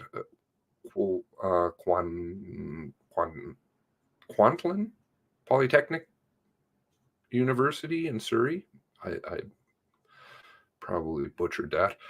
Larson called DAG's experience an egregious example of the hurdles that can arise when accessing public information, that hurt public trust. Quote, it's not doing what it's intended to do. Really? Is any of this doing what it's supposed to do? Intended to provide timely and comprehensive access to information, public records that are the property of the public and held by public institutions, all of which you own. Underwear pack. Hello, everyone, and we have a cold mic, just a minute. Okay. Hopefully I wasn't going to get two going here. Hello, everyone, and thank you for joining us. My name is Violet McLeod. I'm the Senior Communications Advisor for the Mass Casualty Commission, and I'll be moderating today's media. Everything okay on your guys' end? Quick details before we begin. A reminder that every Friday for the proceedings, we'll be sharing a schedule, and that will be for the following week. And the schedule will include witnesses to be called as well. And we'll share that. It'll also be on our website on the calendar section. Also, please continue to share your feedback. It's been very helpful to enable us to ensure that we're providing what's necessary for your coverage. So today we have about 20 minutes, and please come to the mic if you're in the room for the question. We do have a mic runner, and once we've done questions in the room, we will go to the phone lines as well. There'll be one question and one follow-up in the time we have. And now it's my pleasure to introduce our panel. Beginning nearest to me, we have Barbara McLean. Barbara is the Director of Investigations for the Mass Casualty Commission. Next to Barbara, we have Emily Hill. Emily is Senior Commission Counsel. Followed by Rachel Young, who is also Senior Commission Counsel and can answer any questions from our Francophone journalists today. Before we begin, we'll be starting with Emily, who has a short opening statement, and then we'll go to the questions. Emily, please go ahead. Thanks, Violet. This week's focus was setting the stage for the Commission's work. As you heard, the mass casualty had a profound impact on communities here in Nova Scotia and across Canada. We organized the panels because it's important to hear about the communities that were affected, about the human impact, and to begin to learn about the structure of policing here in Nova Scotia and in Canada. With this context, we're ready to begin the fact-focused part of these proceedings. Starting on Monday, we'll move to talking about the events of April 18th and 19th. We've heard questions about how the Commission will hear evidence. Given the complexity of the mass casualty, our broad mandate, and the number of participants, we're sharing information in an intentional way. We organized what we learned in the investigation into a series of documents. These foundational documents lay out what happened by location and by topic. We held meetings to discuss these foundational documents with participants who had knowledge about what happened to ensure that the documents are as accurate and complete as possible. We will present these to the public in proceedings over the coming months, starting on Monday. If there are gaps in the information or areas of disagreement or issues that need to be more fully explored, we will call witnesses to do that. This may be one witness speaking or a panel of witnesses. Commission staff will ask questions and participants will also be able to ask questions. To help the commissioners make decisions about which witnesses should be heard from, we will have time during public proceedings where participants will tell the commissioners the gaps they see in the information that's being presented so far and who can fill those gaps. The first of these sessions will be on March 2nd and 3rd. Our investigation continues throughout the proceedings, and the findings and recommendations will make up the final report, which will be released in November. We have a survey on our website, and we're already hearing from people right across the country. If you want to share your experience, please go to the survey at masscasualtycommission.ca. We'll begin to hear questions now. So we'll start in the room with Michael Tutton at the Canadian Press. Morning, Council, and Senior Investigator. The question I have is about, again, calling witnesses, and families have asked that the 4 senior RCMP officers, Leather, Campbell, Ivany, and forgive me, I think I'm mixing up her name, Bergeron, the former top superintendent for the province, who was there at the first news conference. So will you call those senior RCMP officers to testify and be subject to cross-examination by the family's lawyer?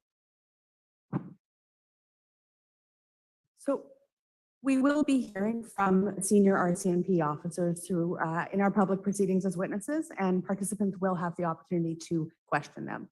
The exact order and schedule of which witnesses we will be hearing from will be established in the procedure that I just set out. And participants, that information will be shared first with participants, and then our website will be updated weekly. Michael, go ahead with your follow-up.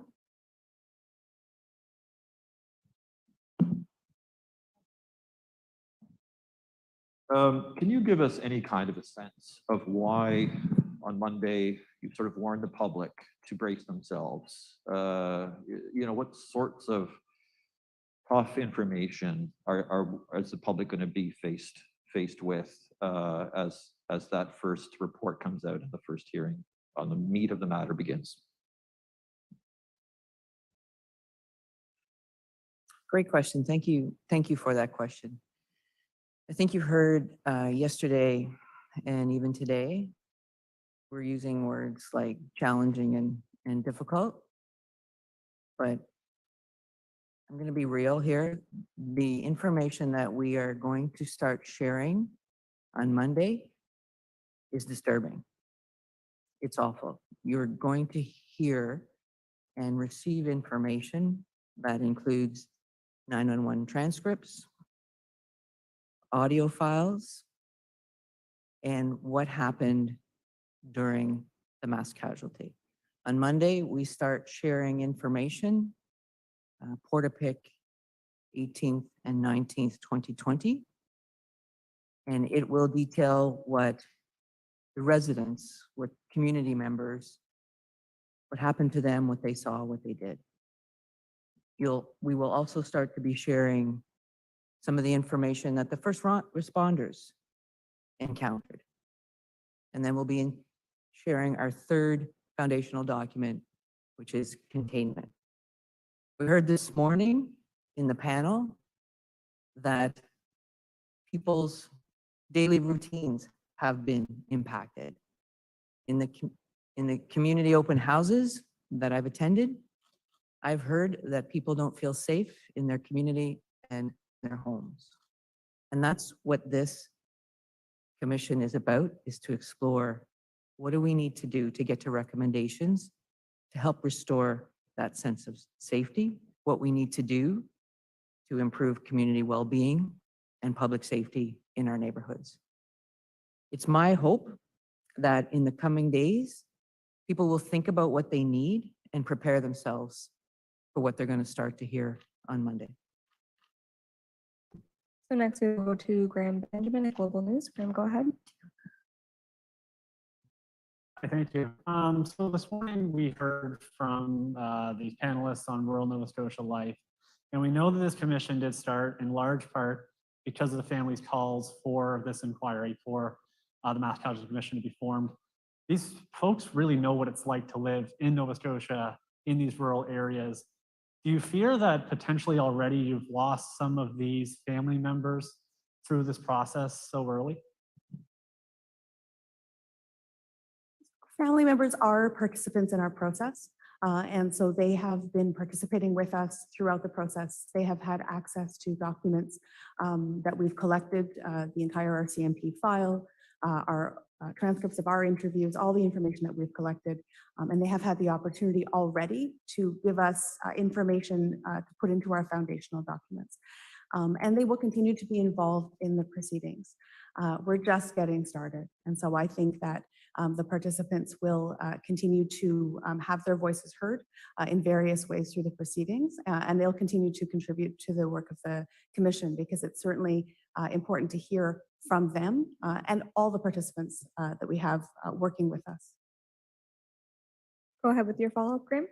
And I'm just curious for this 2-day break that we have right now. I'm just curious what's going to happen over these next 2 days, why we can't get into these foundational documents come tomorrow. What's going to happen over the next 48 hours for you guys? I think as I said earlier, we're doing our work in an intentional way, and that means that as we set out our schedule to make sure that participants had what they needed to be doing their work, that commission staff had its ability to do its work, that media were prepared. We knew to give ourselves a bit of breathing room at the beginning to set ourselves up to be able to run smoothly. And so for the rest of the week, commission staff will be continuing to prepare for next week. And we will be continuing to work with participants to make sure that we're all set to begin the difficult work that Barb described that we're going to start on Monday morning. Next, we'll go to Radio Canada. We have Something, Violet? absolutely. Please go ahead, Barb. So just from my team's perspective, the investigation is continuing. So these 2 days allow my attention to go back to sort of the activities of my team and what needs to be done. And so I think that's an important point, that where this public inquiry is very different than perhaps a criminal proceeding or a civil proceeding. When we start to share on Monday, it's what we know to date. And the work of the investigations team, research and policy, our council team continues while this part of the public inquiry is going on. We are disclosing and presenting what we know to date. But there's a lot of work that continues to be done so that we can continue to get ready for the next phases of our work. Next, we'll go to Radio Canada. I know we have 2 representatives in the room. Kira Morel. Yeah, Kira, please go ahead with your question. Thank you. Je me demandais pourquoi est-ce que les premiers jours des audiences sont aussi lentes, si on peut dire, comme pourquoi c'est plus des sessions d'information plutôt que de révéler déjà ce que vous savez. Cette semaine était vraiment pour donner de la contexte, et la semaine prochaine, on va commencer avec les détails. Mais l'autre journaliste a demandé pourquoi on a entendu comme la vie rurale en Nouvelle-Écosse. C'est parce que c'est une commission nationale et pas tout le monde vraiment sait comme la vie est ici. I just want to add in English in answer to the question about what the families might be thinking about the rural panel. This is a national inquiry, and so we are setting the stage for everyone across Canada to know what life is like. And as Commissioner Stanton pointed out, it'll help understand some of the details that we're going to hear next week about the distances involved, the topography, how dark it was at night, the relationships between residents. That will help us understand the details. Please go ahead with your follow-up. Je me demandais aussi, est-ce que vous pouvez répéter en français quel genre de documents ou d'informations on peut s'attendre à voir, parce que ça vous avez prévenu que ça allait être choquant. Quel genre d'informations on peut s'attendre à voir? La preuve la semaine prochaine va être très dure à observer et à écouter. On dit des documents de base, mais c'est multimédia, donc il y a des enregistrements sonores, il y a des vidéos, il y a des transcrits, des appels à 911 et c'est vraiment, vraiment bouleversant. Next, we will go to Tim Bousquet with the Halifax Examiner. Tim, please go ahead. Over here so I could see you. With respect, I'm trying to understand what the point of today's and yesterday's panels were. You know, my understanding is that the commission is about making a recommendation at the end. So we have a healthcare panel. I didn't hear anything at all about lack of resources for healthcare, how it could be better administered or anything like that. We have a panel today on living in rural Nova Scotia. I mean, we all know it's dark in the countryside. I didn't hear anything about the lack of police resources or how to deal with problems like that. How do we get from these kind of bland, hokey panels to recommendations from the commission? Yeah, I think that's such an important question to think about, the real forward focus part of our mandate, which is about recommendations. But we can't start there. We have to start by understanding the context as it was before April 18th and 19th. What was the situation? And I understand that those of you in the room will have a lot of information about Portapique and about Wentworth and about Truro, where these places are and how they work. But we do have a national, we are a national and provincial commission. And so we have people tuning in and watching our work from across the country. Also, the recommendations will be focused on improving safety right across the country. So we need to share that information first. Then we need to move into the facts of, okay, April 18th and 19th, and begin to understand what happened, what went right, what went wrong, and then what were the underlying issues. You gave some examples in your question about, perhaps under-resourcing or, different things that we might identify. Then we begin to talk about, okay, what went wrong, what can we learn from it, and what would our recommendations be? Tim, go ahead with your follow-up. Yeah, just on the panels, how are they selected and are they paid? Can answer with regard to their selection. So commission staff selected panelists who were well placed to speak to the issues and set the context that we wanted to talk about. So we talked about the human impact, talked about the experience of rural policing, so rural communities. So to have the right people who have information to share that information directly, that's how they were selected. I don't know the answer to your second question, but we can get that for you. Now we'll go to Eric Holzcroft from the Chronicle Herald. Eric, do you have questions today? No? Oh, this is my apologies. Please go ahead if you have questions. You mentioned that the information that will be presented on Monday is going to be disturbing. I'm just wondering how much of it, the story has been well told extensively over the past couple of years. How much of it is going to be new information that nobody has heard before?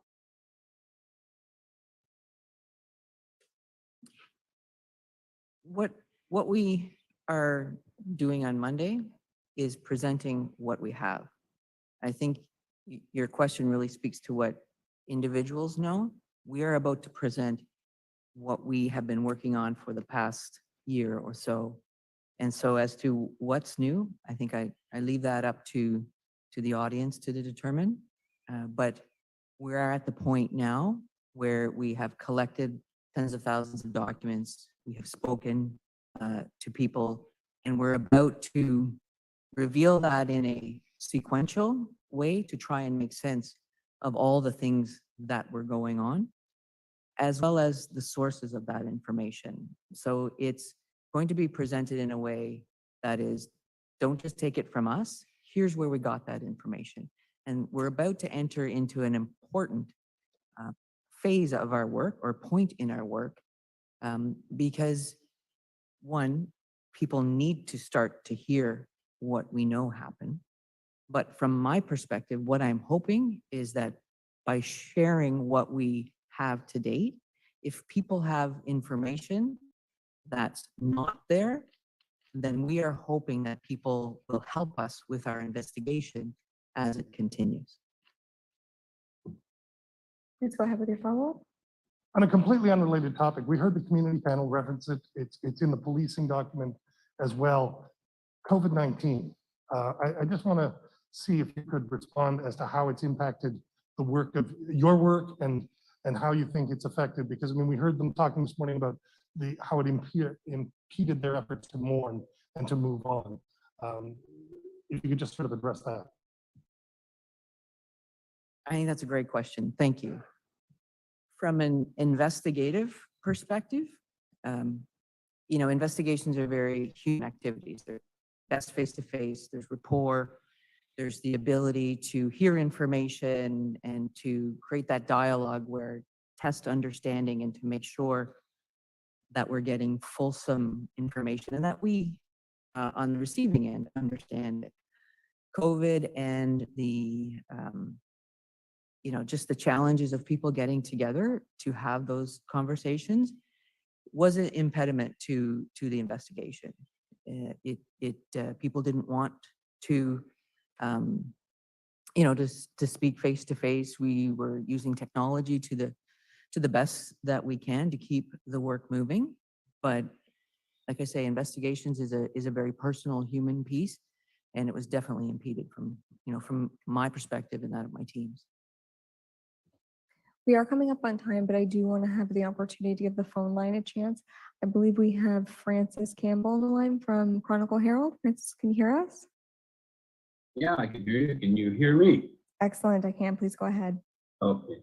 Yeah, I just wanted to get a quick overview of the phases and when we move from one phase to another, and some kind of timeline, and will there be public participation at each phase?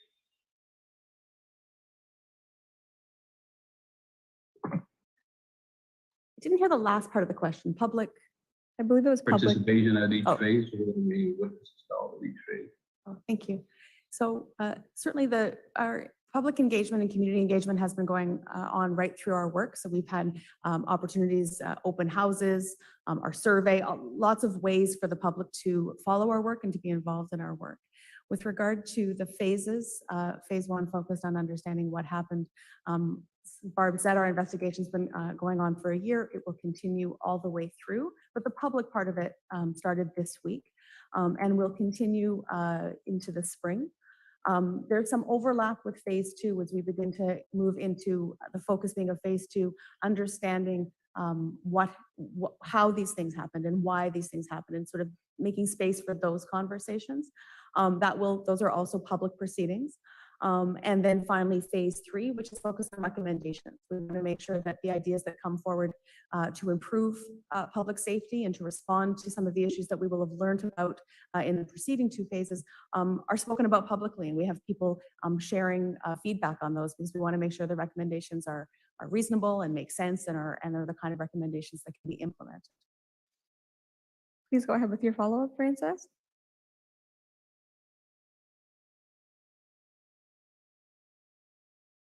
Hearing none, we'll move to Chelsea Gould from Toronto News. Chelsea, please go ahead. Hi, thank you. I have questions regarding the community viewing site in Truro. Obviously, it's important to have this public space in this part of the province. But I didn't see any community members there yesterday. Are you surprised people didn't show up, and do you anticipate maybe more will show up later on? And if people don't show up, would you consider closing it, or yeah? Yeah, thanks for that question. We've had to be very flexible through this process in terms of knowing where we will be able to meet and gather, and we know that we're going to have to continue to be flexible. Part of the reason for the Truro viewing station is because we know that some people don't have great access to internet, and we want to make sure that they can watch the live stream if they want to. So that will continue to be available, and we will continue to speak with community members about whether it's needed and whether it's useful. As we can open our space to the public and invite people to be present either in Halifax or Truro, we will continue to do that. If public health guidelines change and we need to restrict more, we'll do that as well. So we'll have to continue to be flexible, but constant through all that will be the web viewing that will always be available through our website. Chelsea, would you like to go ahead with a follow-up? Yes, thank you. When you were planning this viewing site, did you ever consider having any, perhaps in the smaller rural communities, at places like community halls? Yes, we were in conversation with community leaders about what would be best, what would best meet community needs, and those conversations continue. So if that is a need that we hear about and need to meet, we can certainly set that up. So we're going to finish today in the room, and I believe we had one more question. Michael McDonald from Canadian Press. Perfect. Thank you. Good afternoon. This is just a follow-up question. Something I asked the commission earlier. We've been told that your approach to your mandate is not unusual. And I'm wondering about the foundational documents in particular. You were asked earlier if you could point to another commission that has used foundational documents or has taken this kind of an approach. And I've yet to hear an answer to that question, so I'd like to offer you that opportunity today.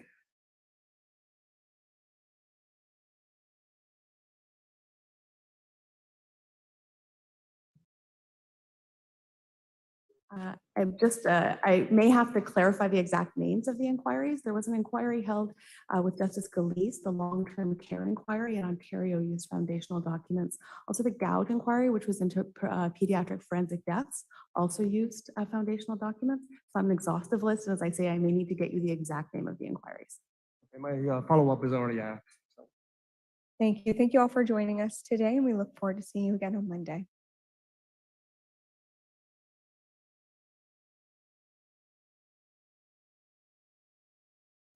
Great. If I unmute the microphone, there we go. Okay. All right. So you got what time did it start? Oh, 21 minutes of questions. Yay! From journalists that I don't know have totally been on board for really uncovering the truth. But you know, I don't want to say that entirely. 21 minutes. Just so that they have a reminder that they actually have to work for another 3 hours publicly, not sure where they're going into their hole. Perhaps they can go hide with Mr. Trudeau in his cabin. What are your guys' thoughts? Yeah, the smirking. This is a lot of you know, I've studied how they do this stuff before, and it's very interesting. That's why they start with the things like, thank you for that question, because it's all psychological. It's trying to make you feel like, oh yeah, they really care about you. And then they give you the non-answer.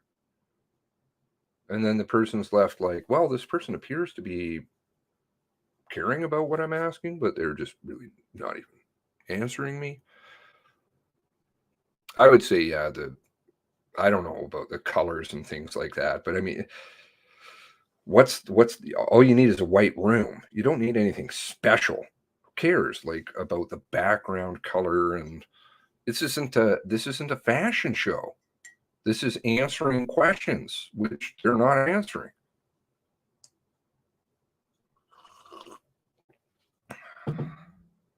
The families need the answers, is what they need, not giving them to them. Again, I'm not wanting this to go poof, because I think, funnily enough, that's exactly what they want. They want people to say, oh, this is just a total fiasco. Get rid of it. No. You built it. Let's run it through its course. Let's find out what you've got. And then, like Kendall said, you know, that's why I'm watching. I'm watching like a hawk. I'm going to just take every shred and just, well, if it fits, it fits. And if it doesn't, well, I'm going to rip it apart. Okay, so and you guys are going to help me because you guys are good like that. See, fluid and dynamic. It's fluid and dynamic. That's exactly what I was thinking too. Funny you say that. Exactly. you know, and you're not going to have, you don't have the answers yet. So if we don't have the answers yet, you can just tell us, what are you talking about? You only had over a year. We're just going to sit around for the next couple of days and eat bonbons. You know, again, I don't like to be judgmental. I really don't like to be judgmental. But are these people going to feel like your grandma did this? You're going to be proud of that one, aren't you? You're going to be real proud. I participated in the Mass Casualty Commission. I oversaw it. What? The grandchild's going to grow up because they're going to be smart. They're going to look, we always do, at what our parents do and what our grandparents do. And we look at it and we're like, yeah, that was, you know, you did something great and it makes you feel good. I don't think their kids are going to feel real good. Sorry, sad, true. Like that. We're going to look about the dark. We're going to talk about how it's dark outside at night. Wow. Rocket science. I know since this whole COVID stuff started, IQ points dropped 20 points on average. But that's bad. If you don't know it's dark outside. So I guess it's like with the clock. They can't seem to read what time it is.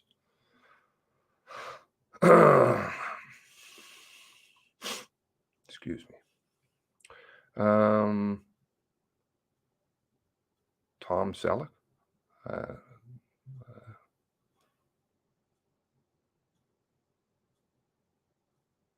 don't know. How do you know? You never know what your own voice sounds like, really. I thought he had a bit of a higher voice, but maybe, I don't know. I'd like to say that the mass casualty is doing bare minimum. Well, I mean, they said that's an interesting revelation about the audio.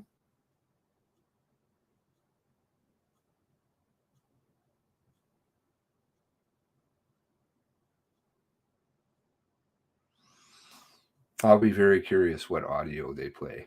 Obviously, if they were to play all of the audio from everything, they don't have enough time. How many phone calls did they say that they received? Even within the first 2 hours or something like that, it was several hundred phone calls, I think. Is that right? But I don't have the number in the top of my mind, so I don't know. Is there liability for them at the end of this? I don't. They may be protected for immunity. I'm not exactly even sure what you could sue them for exactly, aside from wasting everybody's time. Audits. I'm very curious about audits. Audits on everybody. Where's money going? Charities and playgrounds and things. Art. Smirking over the past two ladies. Muting the mic? Yeah, they've got these mic things now. They like to use those. Did anybody see the, it's off topic, but did anybody see the question in Parliament about the World Economic Forum? This stuff is like old news to lots of people who have watched this stuff for years, but it's like, oh, we can't hear you. We can't hear you. What did you say, Minister? Member of Parliament? His audio was just so poor. He was saying that, standing up and saying that, literally, as the guy just finished his question. Oh, he's arising, and you can see him talking as soon as the World Economic Forum and Klaus Schwab comes up. Poof! He's like, brr, brr, brr. The musical speakers that they've got in there now, speakers of the House. I don't know why there's so many. Again, connections. your audio was perfect.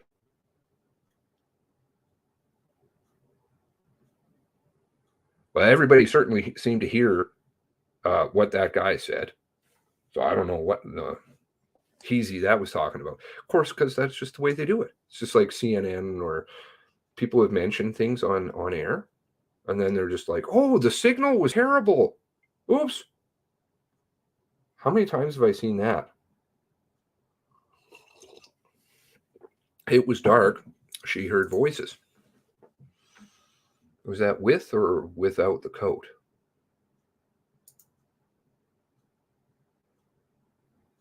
I think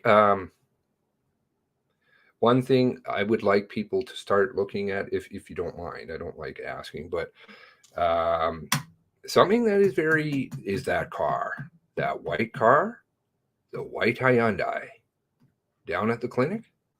I did the video about it. Keep looking at the white Hyundai.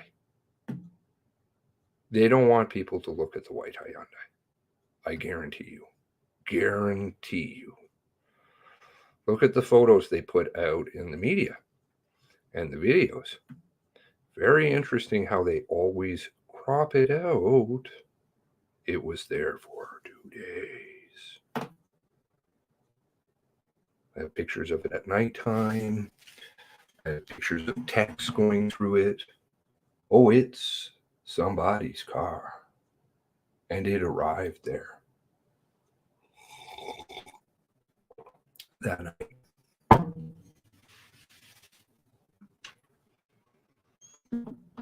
So that means somebody arrived there. Where did they go? And who were they?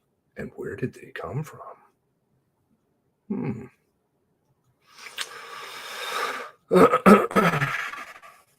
Yeah, I'm just going to keep bringing up different things. I got to do videos about different little elements. There's so many of them.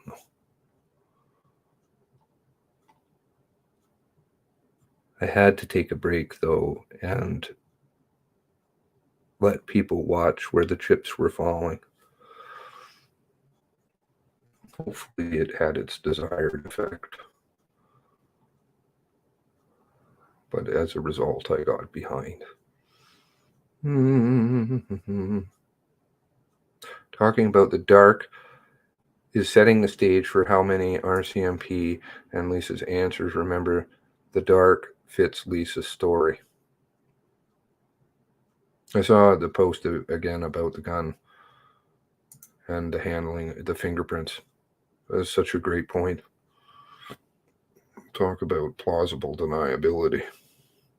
Effie, where's the PAL? Where's the PAL and CPIC?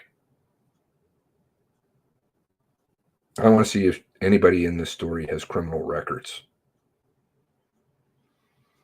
and gun licenses. Especially the ones that are charged. That absolutely should be on the record. And those that pled guilty, well, they can get called in their emergency hearing. Oh, but I can't have evidence come out in the mass casualty note. Really cheesy tactic, dude. Really cheesy. Cheese, cheese, cheese. Cheese on toast.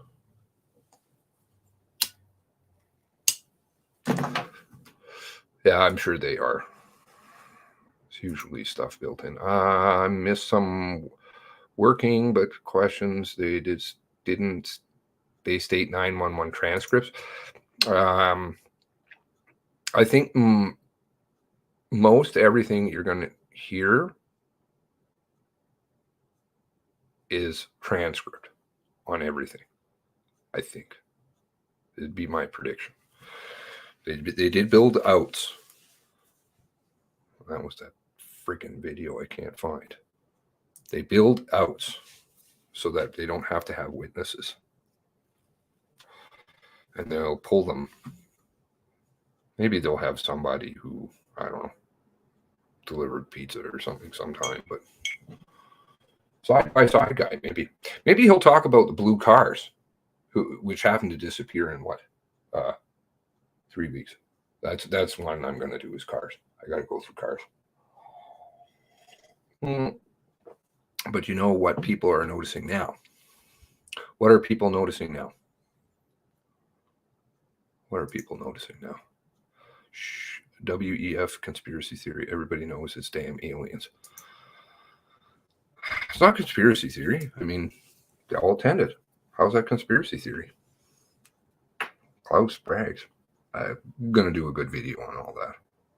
I have to. I sat back and said nothing on everything for so long. If you can't sue them in a traditional course, it could be tried in court of public opinion. Sometimes those rulings get penned in history books. Well, they do. They do. The element of shame has been eliminated from our society, but it's on the comeback. It's on the comeback, and it's come back hard. I don't think it's something that you can really avoid. If these people do a fine, upstanding job, good for them. Good for them. If they don't, they're on the wrong team. Their grandkids aren't going to be proud. People in their community aren't going to be proud. People who know when they move to a different community and know of them aren't going to be proud. Not threats, not threats. It's just we all are judged by our actions somewhat. Pointer vehicle at clinic. Yes. Well, no. A pointer vehicle, yes, supposedly in the garage, supposedly. How does it get to be a pointer vehicle? They know it right away. The Mercedes, the one she drives, his car's not so much. Her car is a vehicle that's under observation prior. Ooh, what that about? Whose car was that? Whose car was the Hyundai?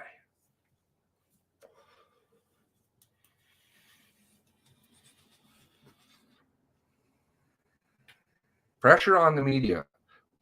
What we have been saying, lots of that has bled over into, sorry to use the word, has gone over into the media. It's made them ask certain questions. So hopefully, these questions will get out, or families will, somebody said they had the number of the plate on that car on the white Hyundai. I've never seen it. I've never seen reference to it, in fact, anywhere, which is a problem. Again, I'm going to do a video about cars, but I did do the Hyundai somewhat. There is some more follow-up information I have on it, but mostly it'll just be the same questions I'm kind of posing here. But I've never seen reference to it. It's not in the warrants. It's not mentioned in Darren Campbell's affidavit.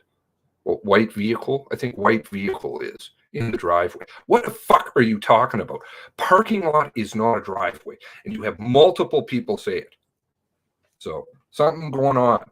Something going on. A car arrives in the middle of the night. Who drives to a dental clinic and parks and leaves their car? Who? Chips have, we did see chips. Okay. Chips have fell. We're ready. Yeah, I think some cards were shown. I don't know. Anyway, whatever. She said she had transcripts, audio files. What happened during the MASH casualties, clear as mud. There was no front plate on the Hyundai. No, there wasn't. But maybe somebody did get it. I don't know. But they crop it out. Pull up the latest CBC article, or not the latest one.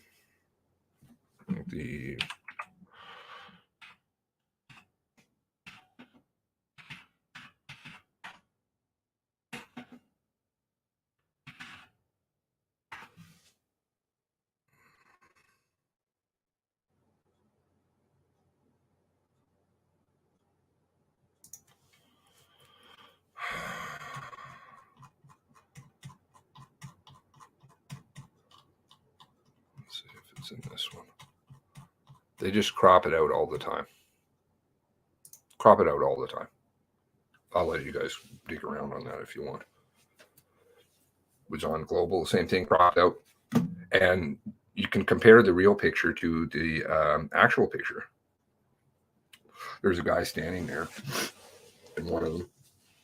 So you know that he's there. And you can see shadow. You can see the shadow in the on the fence. Why don't you want people to see that car? Is there a problem with the car? Don't look here. There was a comment about the white car. They had a license plate and that car belonged to a known police informer. Okay. I never saw that, and maybe I don't know where to look. So if you can help me with that, that would be great. How come we never heard anything about Sean DeWitt? We see all his pictures, but all his pictures suggest that he possesses much more context, especially with living and experiencing. Well, I found some more Indo Blue accounts. He's got quite a few, by the way. Some with like, I think the latest one I saw, his number of followers on that Twitter account. I'd like to look through them too.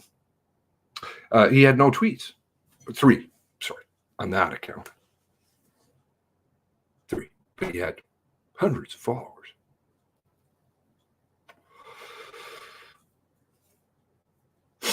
Sean DeWitt's busy taking pictures at the mass casualty, I'm sure. Did the Hyundai belong to RCMP Dirty Tricks Division? Perhaps Mr. Dorrington? No, I don't know. I don't know. But I would say that car is worth looking at. Don't know. Just have a good feeling. At a place, but the question needs to be posed. Should be all kinds of records of it since it was searched. Police notes, etc. from that day. Would be in the original file of the search. Had a place, dentist, locks, people in, perhaps it was in Frank's before. No, it was not. Was not in Frank's before. There's something I found in the Frank's one. All very interesting stuff. You'd be able to see the front, plate on the back from empty parking lot behind the clinic. Well, it wasn't empty. Had a Taurus that was backed in.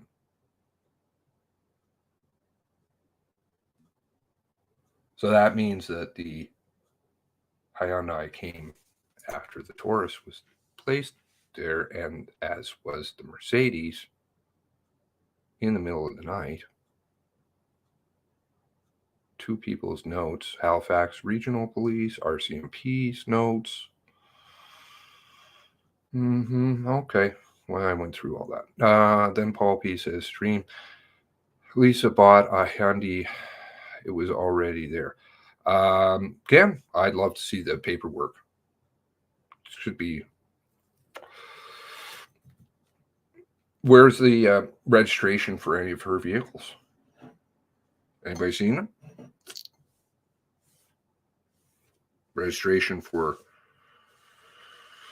any family members' vehicles? Picture them going through the car. You don't need to go through a car. And it doesn't stay there for 2 days behind police tape. Unless it's part of a crime scene.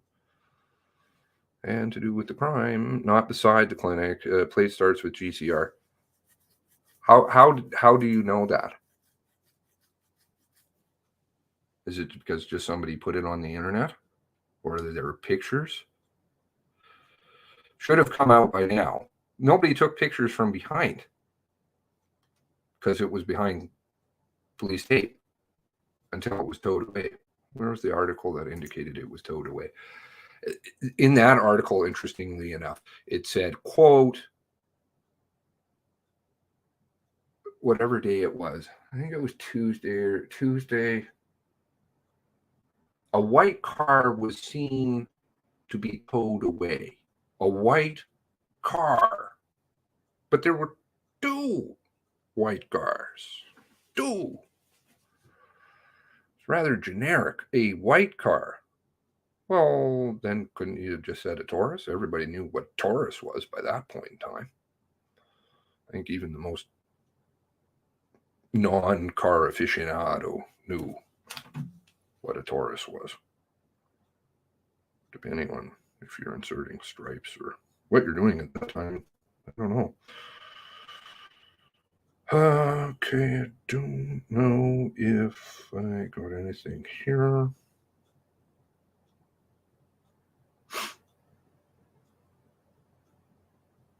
Just want to make sure.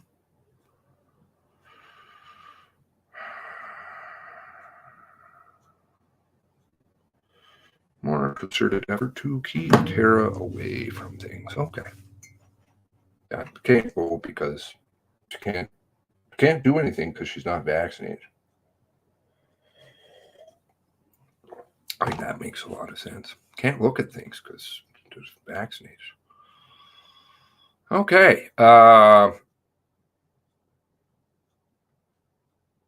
we all caught up here? Behind the clinic, not Gabriel Wortman's property. What is that? Sorry. Somebody took a picture. Again, anything that floats now, I'm just way beyond suspect. Being able to show previously falsified evidence. If it comes out now, oh.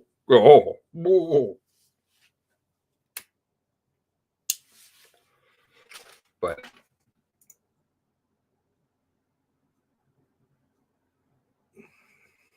Endo's site disappeared too. I like that. All of his banking of data. Boo-hoo. I think some of it was archived. I archived some of it anyway. I'm sure some of you did.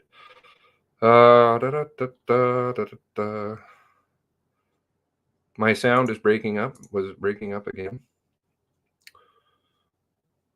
Yeah, I'm going to stay with facts. I'll try and stream every one of the stuff, and because they've left such huge holes in their calendar, that gives us a lot of time to go through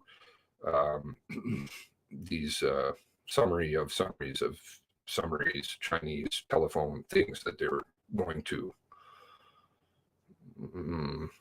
put out for public consumption.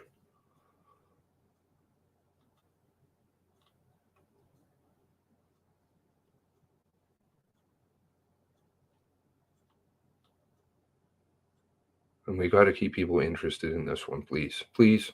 I don't like to ask for things, but I know that there's a lot going on in this world. I really do. But this one is I don't know how big it is, but it's fucking huge. Huge. We got to stay on this one. And we've come this far. We definitely can keep going. And the families need it. They really do. Car talk. Pause at 11:45. Comment from KLML. Okay, well, if KML, if there's some hard evidence of things, definitely open to looking at it and, looking at the photo and seeing if it's been fucked with. Have to look at everything with suspicious eye these days. They want to hide things this badly, who knows what they surface. I'm not saying KLML. I'm not saying that. I'm just saying if it pops up somewhere now, well, I mean, even you can go back and they mess with the, I did that video about the Chad Morrison's vehicle. You reverse image search it. Very interesting. New information from 2 years ago ought to be viewed highly skeptical. Yeah. Not dismissed. Nothing should be dismissed, but skeptical. Just as the same as no theory should be dismissed outright. Should be looked at critically, and I think next week should be streamed based on, yes, I will do my level best. I sleep very crazy hours, so, but I will try my best. Is anything we don't look at skeptically? Only backplate required in Nova Scotia. Yep. So I've never seen, I mean, I could pull up pictures of it. I've never seen a picture of the plate. But I do think, you know, that's one piece of relevant information. I'm going to surface a couple. One that,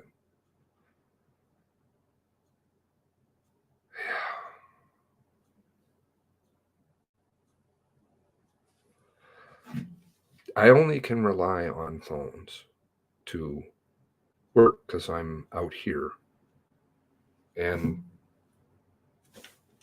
they're highly compromised.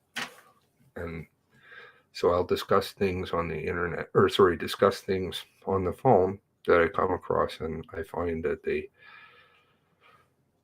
do a little thing to get ahead of certain things sometimes, but anyway. Okay, so based on Barb's visceral response, may get dicey. They're hiding stuff. And if anybody has archived copies of my videos, I would be greatly appreciative.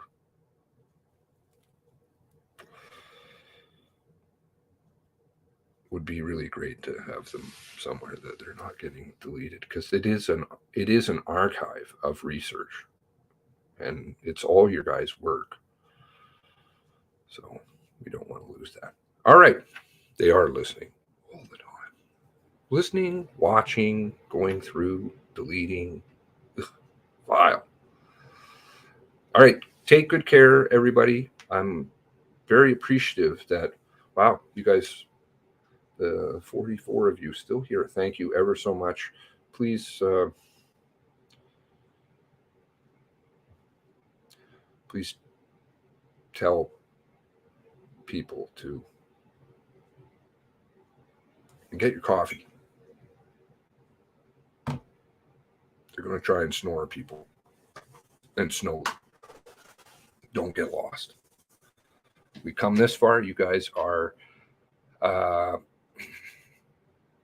you know, real troopers. Real troopers. So hang tough. We're getting closer to the finish line. Getting closer. It's a long one, but we're going to stay in this one, and the people that are working against us will, well, I'd suspect that they'll be exposed if they don't want to jump ship. Don't want to jump ship. They may get outed. Don't like to do that. All right. Take good care, everybody. God bless you all. God bless the 23. Please be strong. Be strong. I know this is really tough on the family, so be strong. Take good care. See you on Monday at the very latest. Take care.